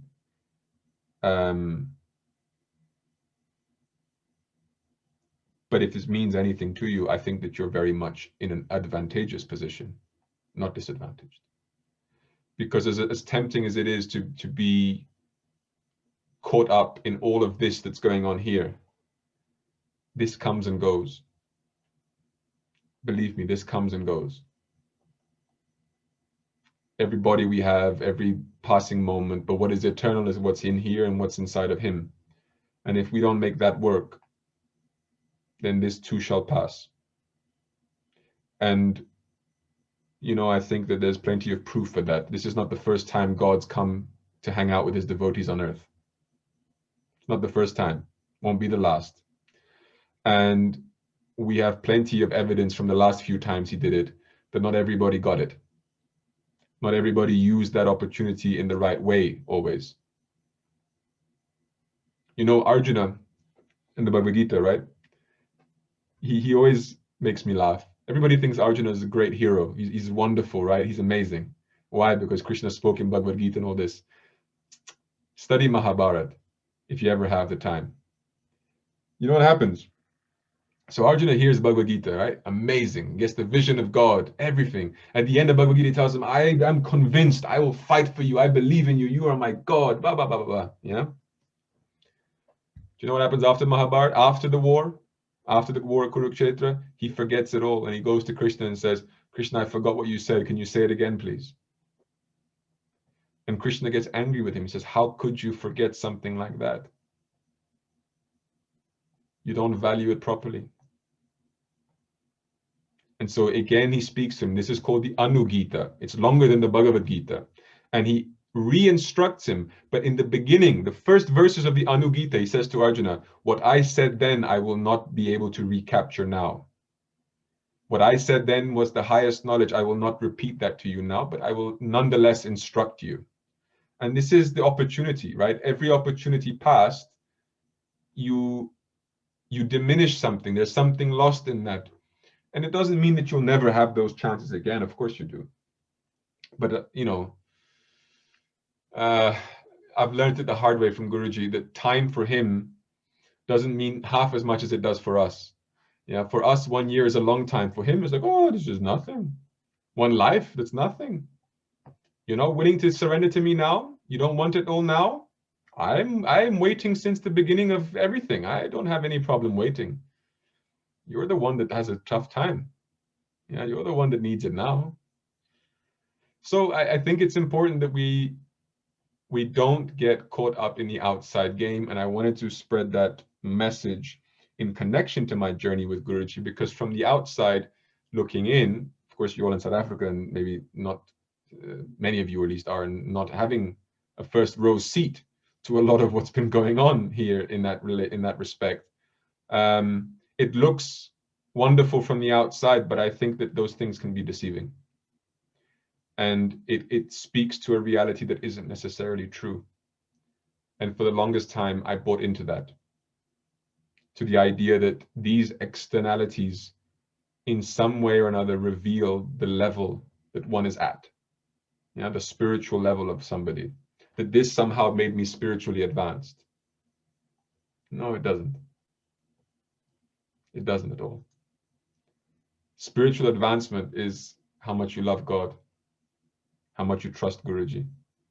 That's it. That's spiritual advancement. How humble are you? And that is not measured by the color of your clothes. It's not. As much as I would love it to be, it's not.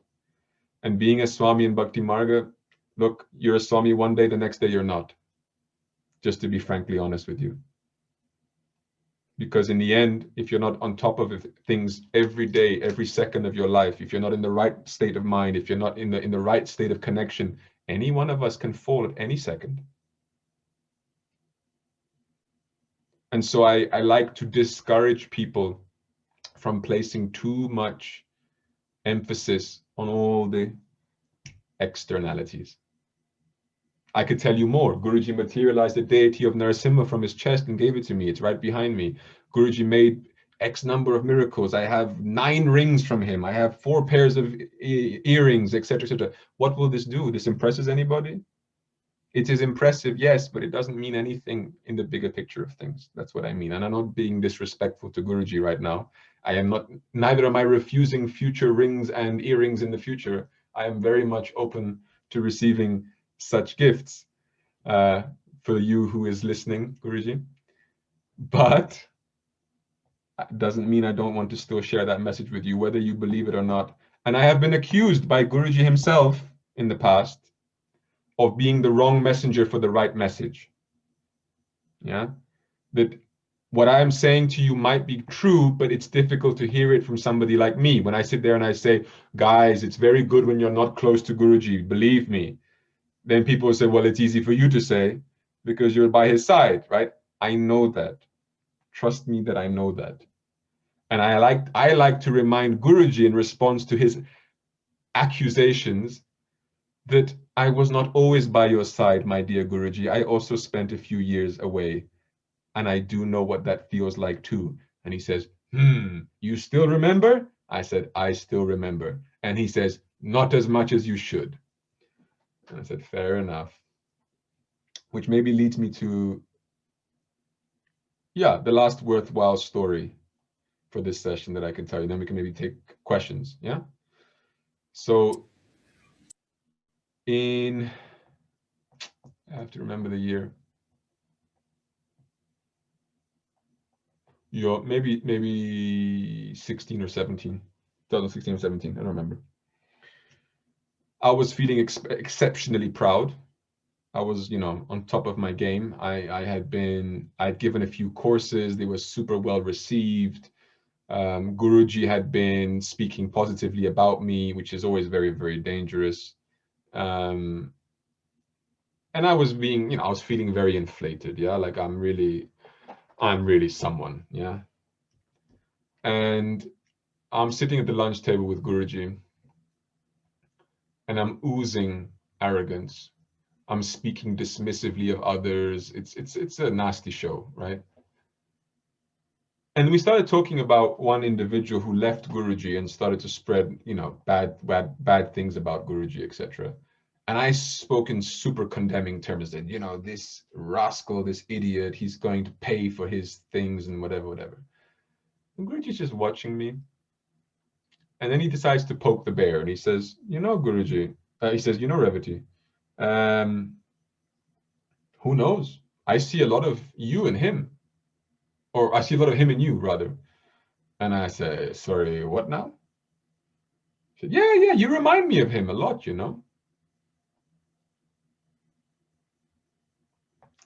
Okay. Well, maybe you're the next one that's going to leave me, Revati. Maybe you're going to be my big enemy. You're going to go out spreading rumors about me and whatever. Now, hold up. So now he's questioning the most precious thing, which is my relationship to him and my reputation, pratishtha, right? I can't have these people in the lunch table walk around and telling everybody, Guruji said Revati might be the next one to leave, because that will break everything. This is terrible. So I say, Guruji, I will never do that. You can count on that. I will never do that. And Guruji just smiles like a smile. When somebody's laid out a wonderfully planned trap and you just walk right into it.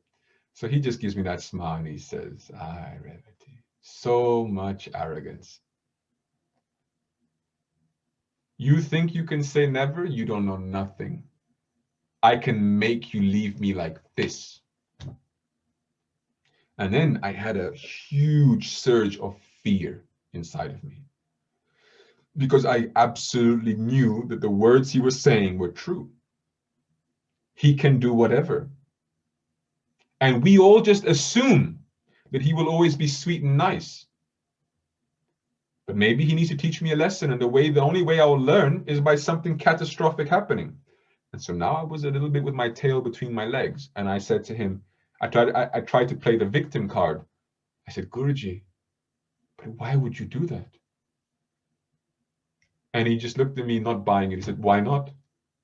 If you're so proud like this, maybe just to teach you a lesson. Why not? I can make you leave. Do you know what? I could make you hate me if I wanted to. You could hate me like this, Revati. I give you everything you want. I could just tell you no a few times and you would hate me. And everybody's hearing all of this. And I'm just like, Guruji, why? No, it's not true. Guruji, please. And I start getting a bit angry because he's not stopping. And so I'm getting really ticked off. I'm like, and I start to raise my voice even a little bit, like the intensity of my voice. I'm like, Guruji, no, why are you doing this? Why are you doing this? Why are you saying these horrible things about me? I have not given you any reason to say these things, and blah, blah, blah, blah, blah, blah, blah. And I start justifying and all, and he's just smiling. Look at you. He's like, look at you. You're a mess. Come with me. And so he takes me to his room, and I walk in, and he just looks at me and he says, you're that arrogant, you're that proud, that you think you're infallible, that you cannot fall, that you cannot make mistakes, that you cannot change, that you're just so perfect. And of course, I told you, I was petrified. I was so afraid. I said, no, Guruji, of course I can fall. Of course I can make mistakes. But right now I'm concerned that you want me to make those mistakes. You want me to fall. And he says, maybe I do. Yeah. And forgive my language, but he said, because who wants to be surrounded by shit like this? That's referring to me in that moment. And so he looks at me and he blinks. He looks at me intensely, and then he just blinks his eyes. Poof, all gone. I forget everything. I'm sitting there looking at him with a blank expression, and I don't recognize him. I don't know who he is. I don't know where I am. I don't know why I'm dressed the way I was dressed, why I was in this strange man's bedroom, and why this strange man was dressed the way he was, and why this strange man had some war paint on his face, and whatever else. I was very, very confused. And I didn't recognize him at all. And I got up to leave, because that was the natural thing for me to do. I'm in an uncomfortable situation. I'm going to leave. I'm going to walk away. And so I go to grab the handle of the door of his room. And as I grab the handle to leave, he says to me, stop, come back. And almost as if I'm completely compelled, like my body is being commanded by a remote, I turn around and I walk back to him. And then he hugs me. He just grabs me and hugs me. He pulls me in and he hugs me. And every memory and thought and everything just floods back into me, like in a huge, overwhelming way. And I'm crying and I'm crying and I'm crying. And I even said to him at one point, please, Guruji, it's too much. It's too much. Stop. And he said, I'm just giving back what was there before. Yeah. And as I'm hugging him tightly, I'm crying and rocking like a baby. And I say to him, never do that to me again. Please, never do that to me again. Because I could remember what it felt like to not recognize him, right? And what he said to me was, I can't promise you that I won't do that again, because I can't promise you that you won't need it again. And I understood that the responsibility was on my side. I could not ask something like that of him. I had to live the right way. I had to understand the message. And so I asked him, what did you actually do to me, Guruji? What was that? What was that horrible feeling? He said, very simple. I just took back everything I gave you. Which was every single second spent with him and every single thought or memory of him. I didn't even know who he was, which means The same applies to all of you. Every second you have spent knowing him, thinking of him, anything to do with him is a gift that he has personally given to all of you. And he who giveth can taketh. And I can tell you one thing, sincerely, never in my life have I ever felt so utterly helpless than when a man sitting in front of you can blink his eyes and erase a decade of your life. Like it never happened, with a blink.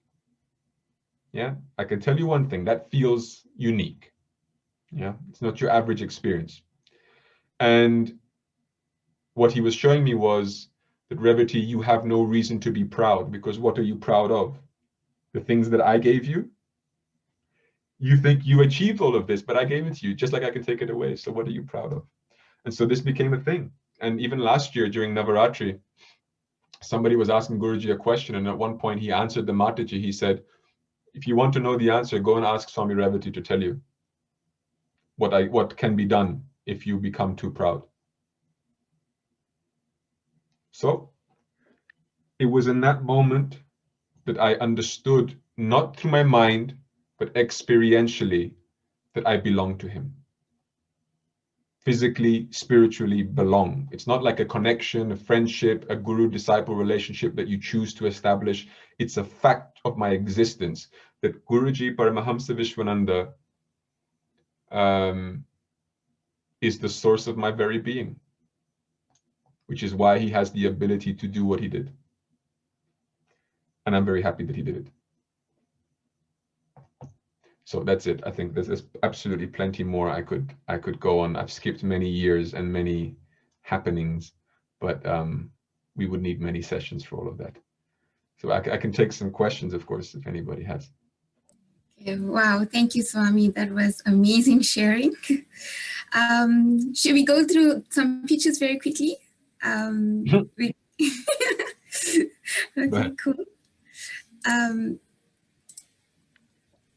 Okay, so I classified your pictures into categories of your life. And so this one was the early years and when you were a brahmachari. So maybe you can share a bit about it. Yeah, I'm very happy that I don't actually have, all the pictures of my really early years on Facebook that you could use for this, because they would be far more embarrassing. So here we have on the top left, I was not a brahmachari at that point. I was taking a little break from brahmachari, a little detail that I missed. I became a brahmachari, and then I stopped being a brahmachari, then I became a brahmachari again. So yeah, many ups and downs. And so that was in Poland. That was cool. It was just like traveling with Guruji at a time when Guruji wouldn't necessarily travel around in his Swami clothes, which he does these days, almost always, and only in those ways. And so it was very special. And then in the second picture, this is me and Guruji trying to make a heart. That's what that horrible thing is, that shape there. It failed miserably. I think mostly due to our height difference, but I'll blame it on that. We were in France. We were posing in France. And then the other three pictures are in Brazil. We were in Brazil, and Guruji has been going to my home country for many years. And of course, I always do the translating for him. And so that was a super cool seva to do, because one of the best things you can do for your mind is to actually just repeatedly hear Guruji's words, right? Just constantly hearing him. And when you have to hear, you can either hear passively or proactively, right? Like active listening. And when you're translating, you have to be listening to every word, very attentively. And so that was a super cool seva that I loved doing for many years. And you can see, of course, in the first picture compared to the others, that Guruji requested that I grow my hair. Yeah, as you can tell, I used to like a much shorter hairstyle in picture number 1. But it was super cool to just serve him in different ways like this. Yeah. So the next category I have is like some early days Sangha moments. Maybe you can share a bit about the early days and the BM family and the Sangha. Yeah. Okay. So I used to be in our earliest band here at SPN. We had Bhakti Sounds, and This was spearheaded by Dharmananda, who you see in that picture number 9. He passed away now, I think, 7 years ago. And he was a fantastic musician, and he was our music leader here at the ashram. And we had a band, and we would tour around, and you can see some others there, Swami Kanjalochana, Swami Keshava, before they were Swamis also. And our music was a huge thing for me. I used to really love it, but I used to love it when we were not so professional. Let's put it like that. Whilst I could get away with not being very good, then I could drum and play manjira and sing because there was not much expectation. And then we started getting really good musicians, Aradhika and all these guys started arriving. And then I was gradually retreating out of the music Sangha into the knowledge Sangha so that my inadequacies would not shine through. But these were super cool moments of just doing it for the sake of doing it, like never forgetting that Kirtan is first and foremost about coming together to worship God, and not necessarily a performance, right? And that's how we viewed it, and it was really cool. And in picture number 8 there, you see Swami Aniruddha as well, myself and him. We were visiting churches. It was a very different time because we had less residents here. We had way less activity, way less pressure. We had much more free time. And that's what you're seeing there in picture number 10. That was when we went to Wiesbaden, which is a city nearby, about half an hour from the ashram, to go play bowling. We went to the bowling alley. All the brahmacharis went to do some bowling, which nowadays, if you said this was about to happen, people would laugh in your face. As if this many people can get some time off to go do bowling and not have their heads chopped off by Guruji. You don't have seva to do, you don't have prayers to pray, you don't have kriya to do, and japam and whatever else. But back then, this type of thing was allowed, and it really, really feels like in those early days, Guruji acknowledged that we were children. He just knew we were kids, and he's like, kids have to play. And then nowadays, I feel very much like he treats us like adults. Doesn't have that as much leeway. So this category, I've got some pictures of you as a rishi and some close-up with Guruji. I think it's so interesting in the expressions you have when you're talking to Guruji in these close-ups. And also I remember Guruji saying in satsangs that not everybody can handle being close to him. So yeah, maybe you can share a bit on that as well. I can, yeah. So in the top 2, you see me as a rishi. This was Kumbh Mela on the right, and this was Janmashtami on the left. Kumbh Mela was amazing. That was the second one already. I was a rishi by then. This was in Nasik, and it poured down in rain. And this time we had like a little, kind of like a 4-wheeler of sorts, and Guruji was sitting in front, and myself and Aniruddha were behind with this big umbrella over us, and it looked like a chariot, like a proper Mahabharata chariot. And Krishna was the charioteer because Guruji was like sitting down and we were up, which should have been the opposite. And then I was thinking that in my head, but I was thinking I shouldn't say it. That stuff is super, it's blasphemous and probably a little bit conceited.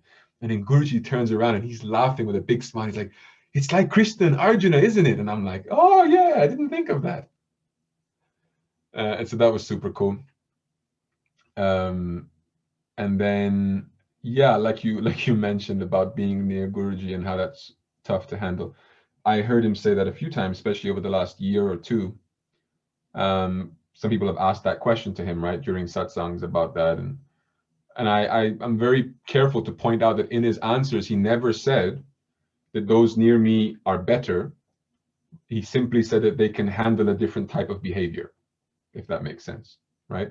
A different type of intensity, which for me is very different.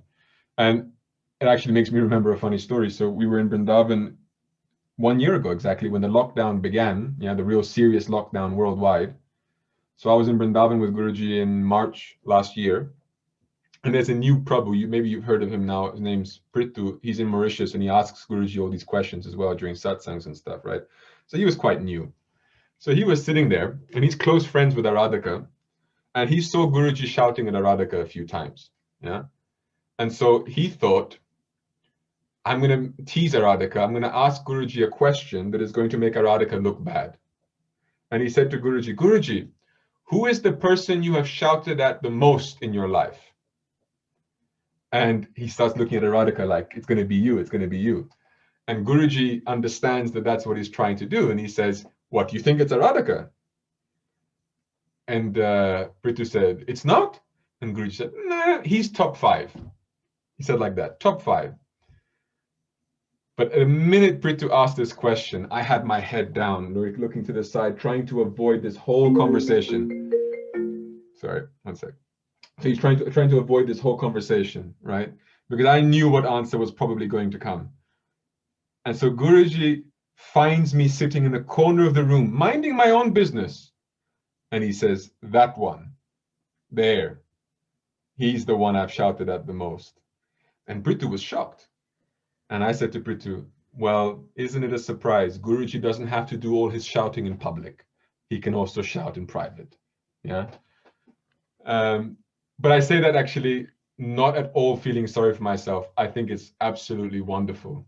It's super cool because he's corrected me. He's been willing to correct me that many times, yeah, to protect me and to look after me. So I'm very, very cool with it.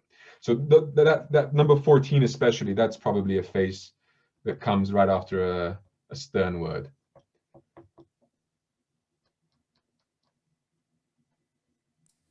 And then the last batch I have is of your Swami days. Maybe you can mention a bit about what it's like traveling with Guruji, meeting saints, and the famous thing that everyone talks about is having dinners with Guruji. I know Swami Tulsidas mentions it a lot. A lot happens at the dinner table.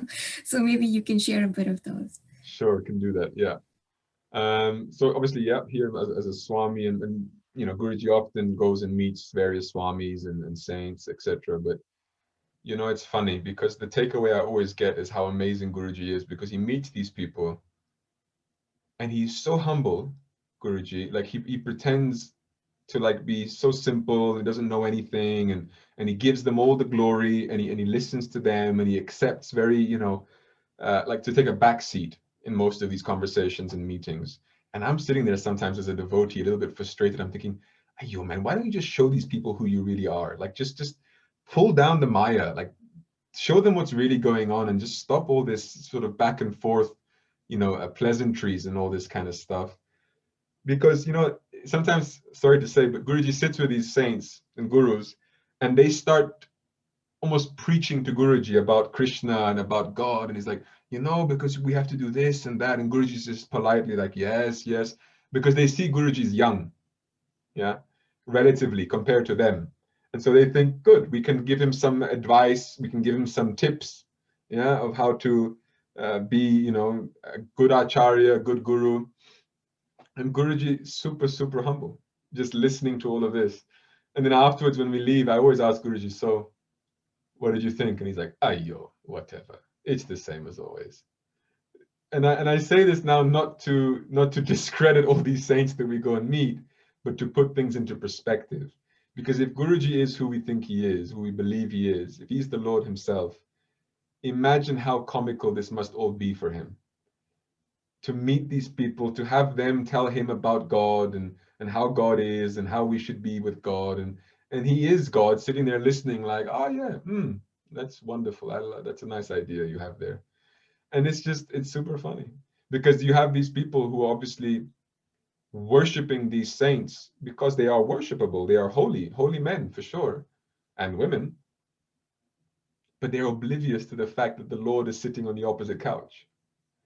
And it reminds me of the Gita. In the Gita, Krishna says, you know, but the quote unquote, these fools, they do not see me in my bodily form. Yeah, my Yog Maya is too strong. And I asked Guruji before, can any of these people, through their spiritual accomplishment, see who you really are? And he said, never one unless I let them. Nobody can pierce through my Maya. I can only bring it down voluntarily myself. Yeah, it doesn't matter how realized you are. If I don't want you to see, you will not see. If I don't want you to know, you will not know. Right? And so I think it's really amazing to see how he just interacts with these people at different levels of understanding, at different levels of spirituality. It's hard to put into words how much time and humility he demonstrates in these different things. Now, when it comes to the dinners, actually, there's a South African in that picture right in the middle. You can't see because it's a bit dark, but that's Sagar. right there. So this was that dinner was actually in Rome, if I'm not mistaken. That was in Italy. It was a really lovely time. But absolutely right, Swami Tulsidas, in saying that, you know, the dinners is where everything happens, because the dinner times are basically when Guruji just starts to let go a little bit. He's a little bit more free. Yeah? Duty is finished for the day, and then he just starts talking, revealing, debating, teaching. I once had with Myron, I don't know, well, for sure you'll also have heard of Myron. We once had a 9-hour debate in front of Guruji, and Guruji sat there for the whole debate, joining in, listening, participating, and it started at the dinner table because Guruji was bored. So he was eating, and he said, Revati, Myron, start arguing with each other. And he just was eating, and we were arguing with each other, talking about God and spirituality and philosophy and whatever. And Guruji just sits there and he throws in some spice into the fire, you know. He's like, oh, but what about this? Did you think about that? And in the Gita, Krishna says this and that. And then he just steps back again. We say, but Guruji, but you tell us the truth. No, I don't know anything. I'm a very, you know, poor person. I'm very stupid. I don't know. You are great philosophers. You guys discuss. I'm listening. I'm learning. He says things like that, you know, just of course makes us feel very embarrassed. But we do it, and there have been so many nights like that of just, when I look back on it now, I mean, these are the things that make scripture. Like when you read the Bible, what do you hear? You know, you hear about the conversations that Jesus had with his disciples over, you know, the Last Supper and different things like this, right? And you read Chaitanya Charitamrita, which is the life of Chaitanya Mahaprabhu, for example, and you hear of all the pastimes of Chaitanya with his devotees and da-da-da-da-da. And they all seem very, very holy and grand because they all happened a long time ago. But in the modern world we live in now, if you were to do a book like that about Guruji, it would be over the dinner table, watching TV, talking to the devotees around the dinner table. The level of conversation is the same. It's just as deep, but it's in a modern context, right? And so it seems less spiritual because we're talking about, you know, eating a pizza, watching a movie, and talking about philosophy. But this is where it somehow happens, and it's, if I can say, it's the sweetest time because you see Guruji somehow let go a little bit. I don't know if that's the right expression, but Guruji not having to put on a face for the world, you know, because even being who he is, I once asked him, why are you not just unapologetically who you are? Like, just behave as you want at any given moment. And he said, because I love everyone. And loving them means I shouldn't just go and break them all to pieces, like break their minds, he meant, you know, in the sense of I need to some degree, behave in a way that they can warm up to and that they can accept. And gradually I can start to expand that. And gradually I can start to break that. But I can't just do it in one go. Just come and punch your mind. It won't work, you know? And so it's beautiful just to see how he's willing to limit himself to do that for everybody, you know, for the devotees. And then at nighttime in the dinner table, he tends to let go of that a little bit. And in the last few years, he has developed a very big love for kimonos. I don't know if you know what a kimono is. It's like a dressing gown, like a Japanese style thing, like, you know, and so he comes for dinner wearing his sort of bathrobe / dressing gown. And this is the sign that, you know, working hours are over. And he just sits there in his bathrobes. And then one time, just to, you know, to tease a little bit, Swami Aniruddha came in bathrobes too for dinner. We were invited, and he walked in wearing bathrobes. And Guruji said, "Get out, go back and put your dhoti on, you savage." And so yes, the dinner time is very much a time for Guruji to relax, but not necessarily for everybody else to relax. That's still a different topic altogether. And when we do relax too much, he does like to remind us of that fact. Know your place is a popular quote with Paramahamsa Vishwananda.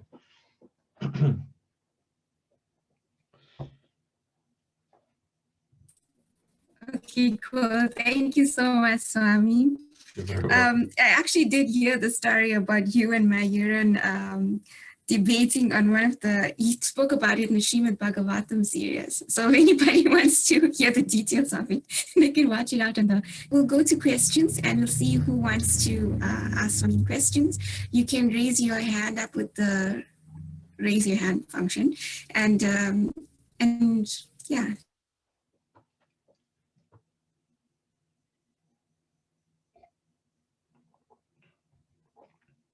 But just go ahead.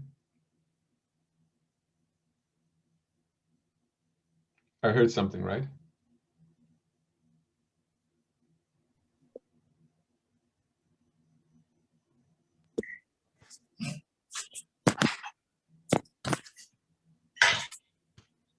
Yeah, there we go. There's a hand there. Yeah. Jai Gurudev, Swami. Jai Gurudev. And I know this might be a bit of a sensitive topic, but how did you break your Rishi vows in less than 24 hours? I was very much expecting this was going to be asked. Not sensitive at all. Don't worry. If one thing is, if you ever listen to my talks, especially the ones more here in house with the devotees, I'll open up like I'm an open book. I'll tell you anything, no problem. So it happened like this. I was engaged. I was going to get married, and I was in India with Guruji in Ahobilam, which is the place of Narasimha, which I was very, happy on my birthday. And then that night, I had this deep feeling like I probably shouldn't get married. This is the wrong move, because I had like some, Guruji had done something inside of me. I really had this strong feeling like, I don't know, this feels off suddenly. And it wasn't absolutely anything to do with, the woman in question. So I turned to Guruji and I said, Guruji, why do I have this feeling?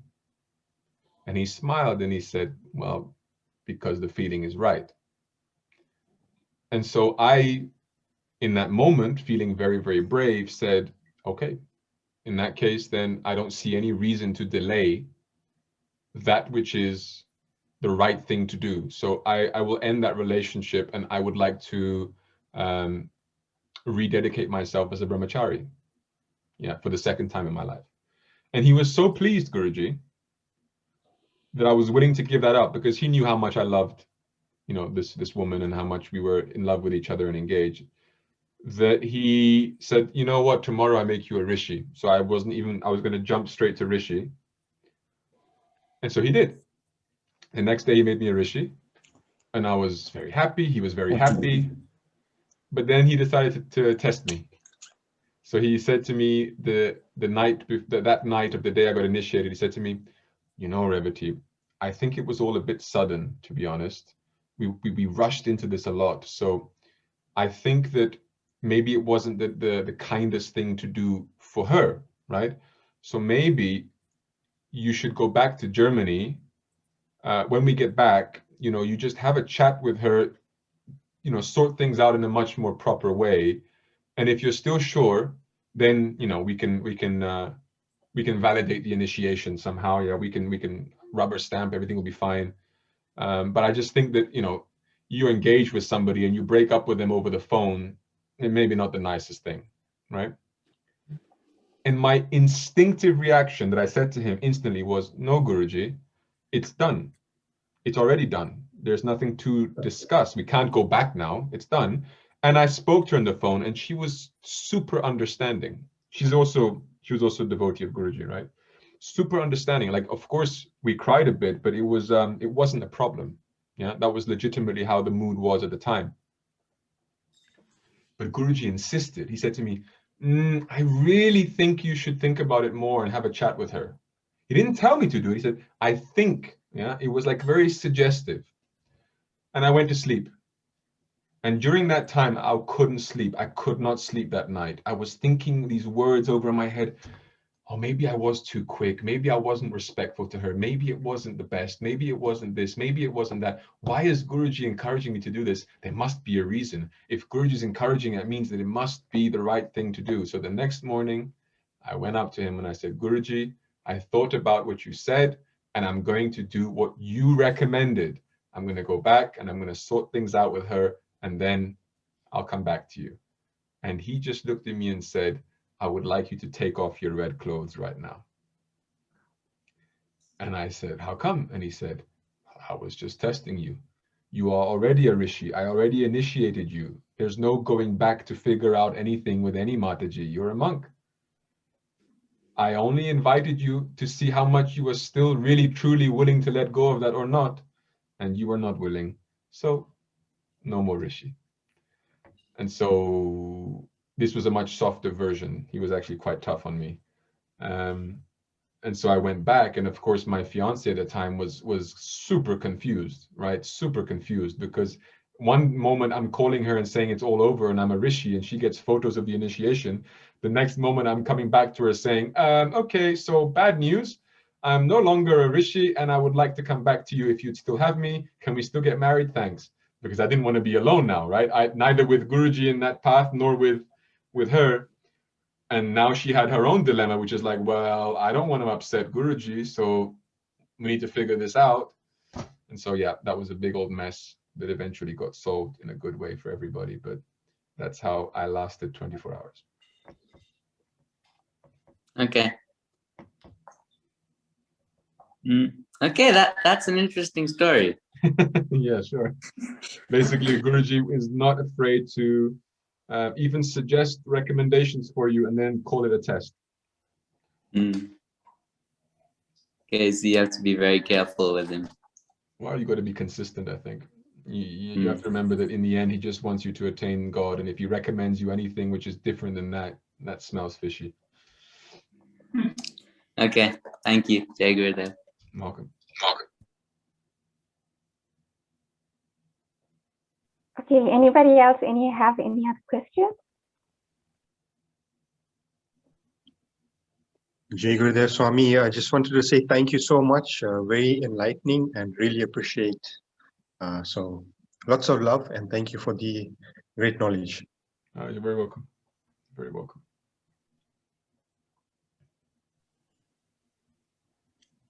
Hello, my dear. Hello, Mahesh. Hello, my dear. Que tal? Olha, eu vou falar sempre contigo em português. He speaks with me in Portuguese. I can explain after what he's saying. Go ahead.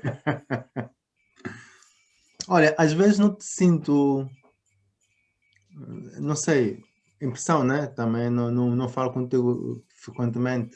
Sim.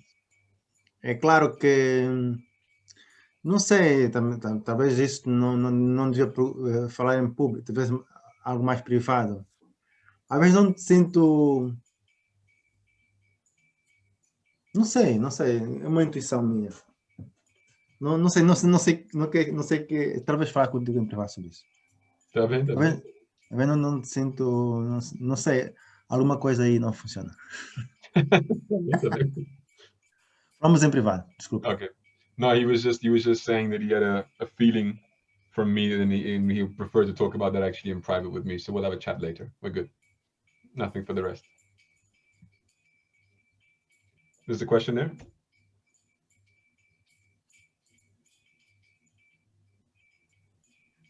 Krishna has a question. Yeah, go ahead. Jai Gurudev Swami, how are you doing? Wonderful. Lovely, thank you so much. I'm doing well, thank you. It's lovely hearing all your experiences and lesson sharing with Guruji. Always special to hear this, and it's inspiring and humbling as well. You know, sometimes knowing that Guruji can do absolutely anything is one thing, but to hear the experiences puts it more in perspective as well, you know, for most people.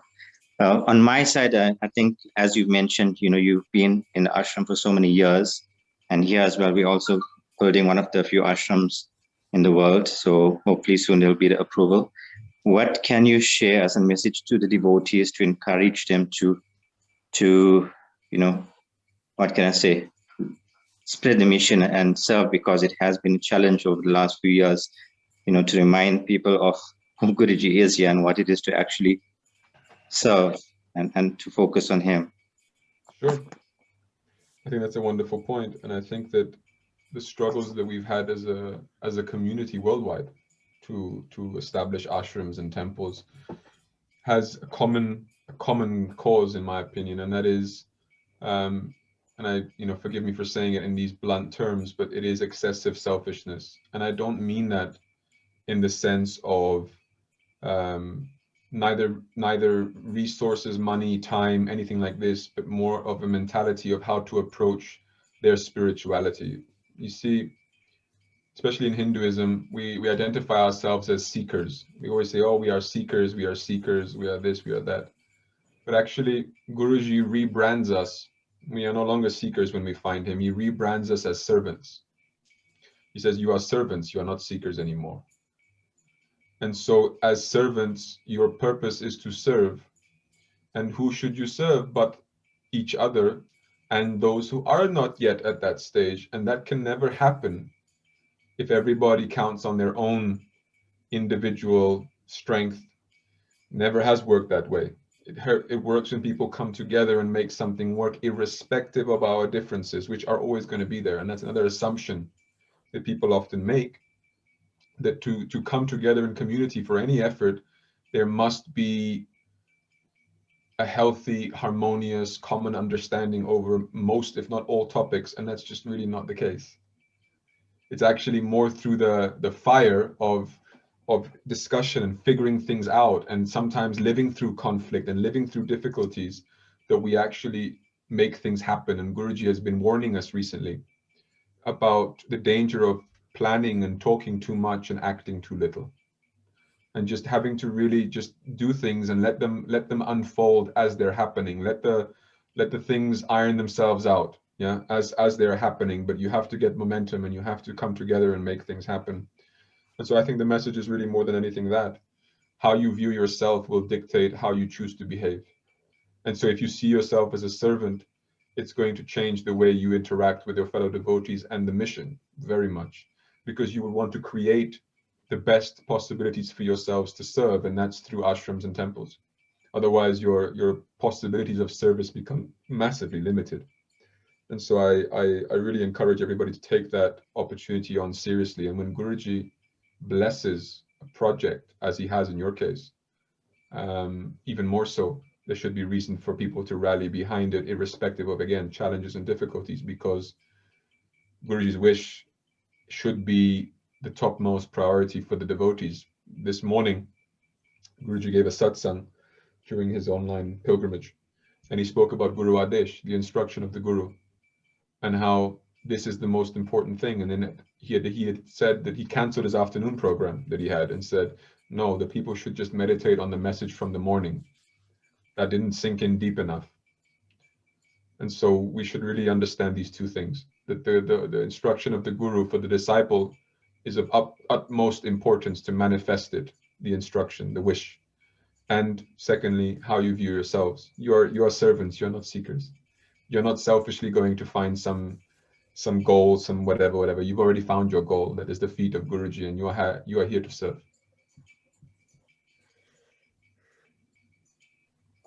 Thank you, Swami. Welcome. Jai Gurudev.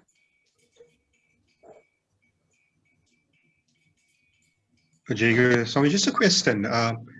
In terms of surrendering sincerely, because, on some days, I find it very easy to surrender, but on other days, it's a challenge. And even though when we do surrender and stuff, when challenges do come, it's not sincere. We still go back, or I still go back to my ways, So how to surrender sincerely? Easy question. How to surrender sincerely? I think the first thing that would help is if you wouldn't label some days as surrender days. So you're saying some days it's easier to surrender, other days it's not. I wouldn't look at it that way personally. I wouldn't look at it as sometimes surrendered, sometimes not, because I think it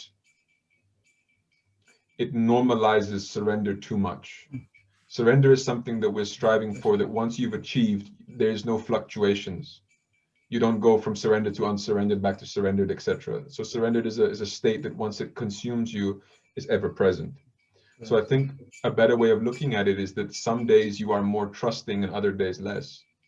because trust is something that that feels like surrender.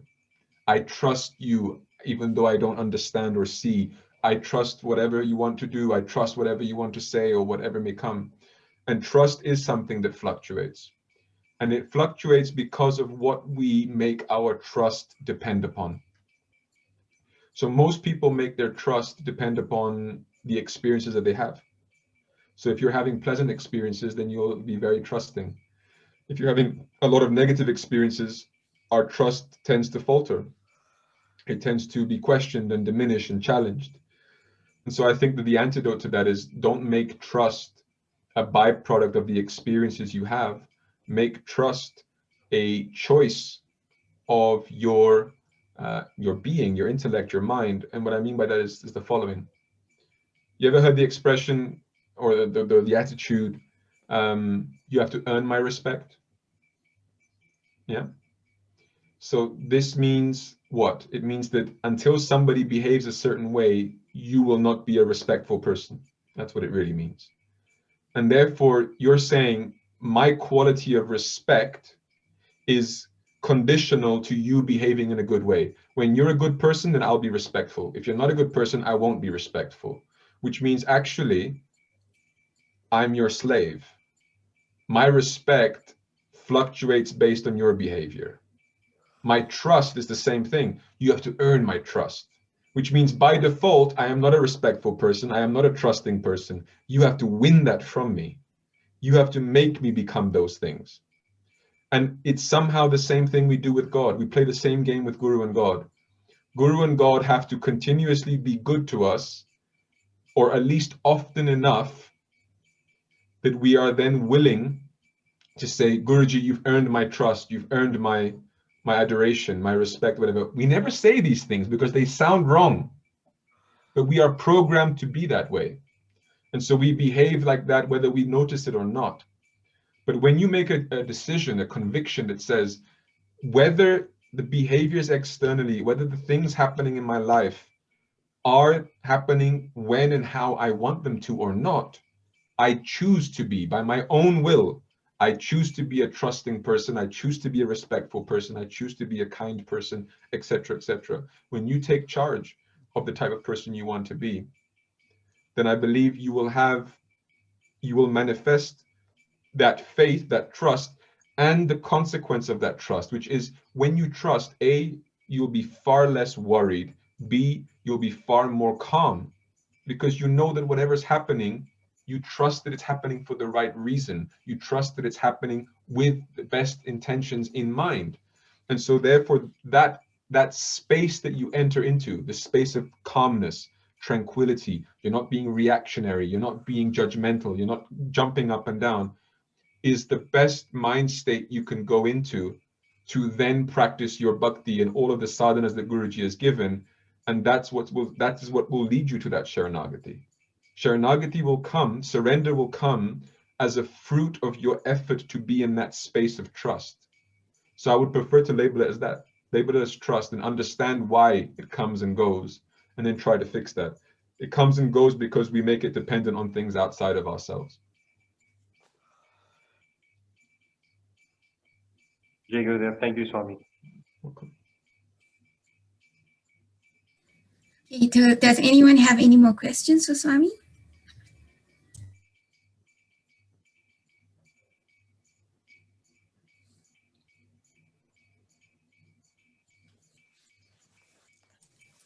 Okay, seems like nobody has any more questions. Okay, great.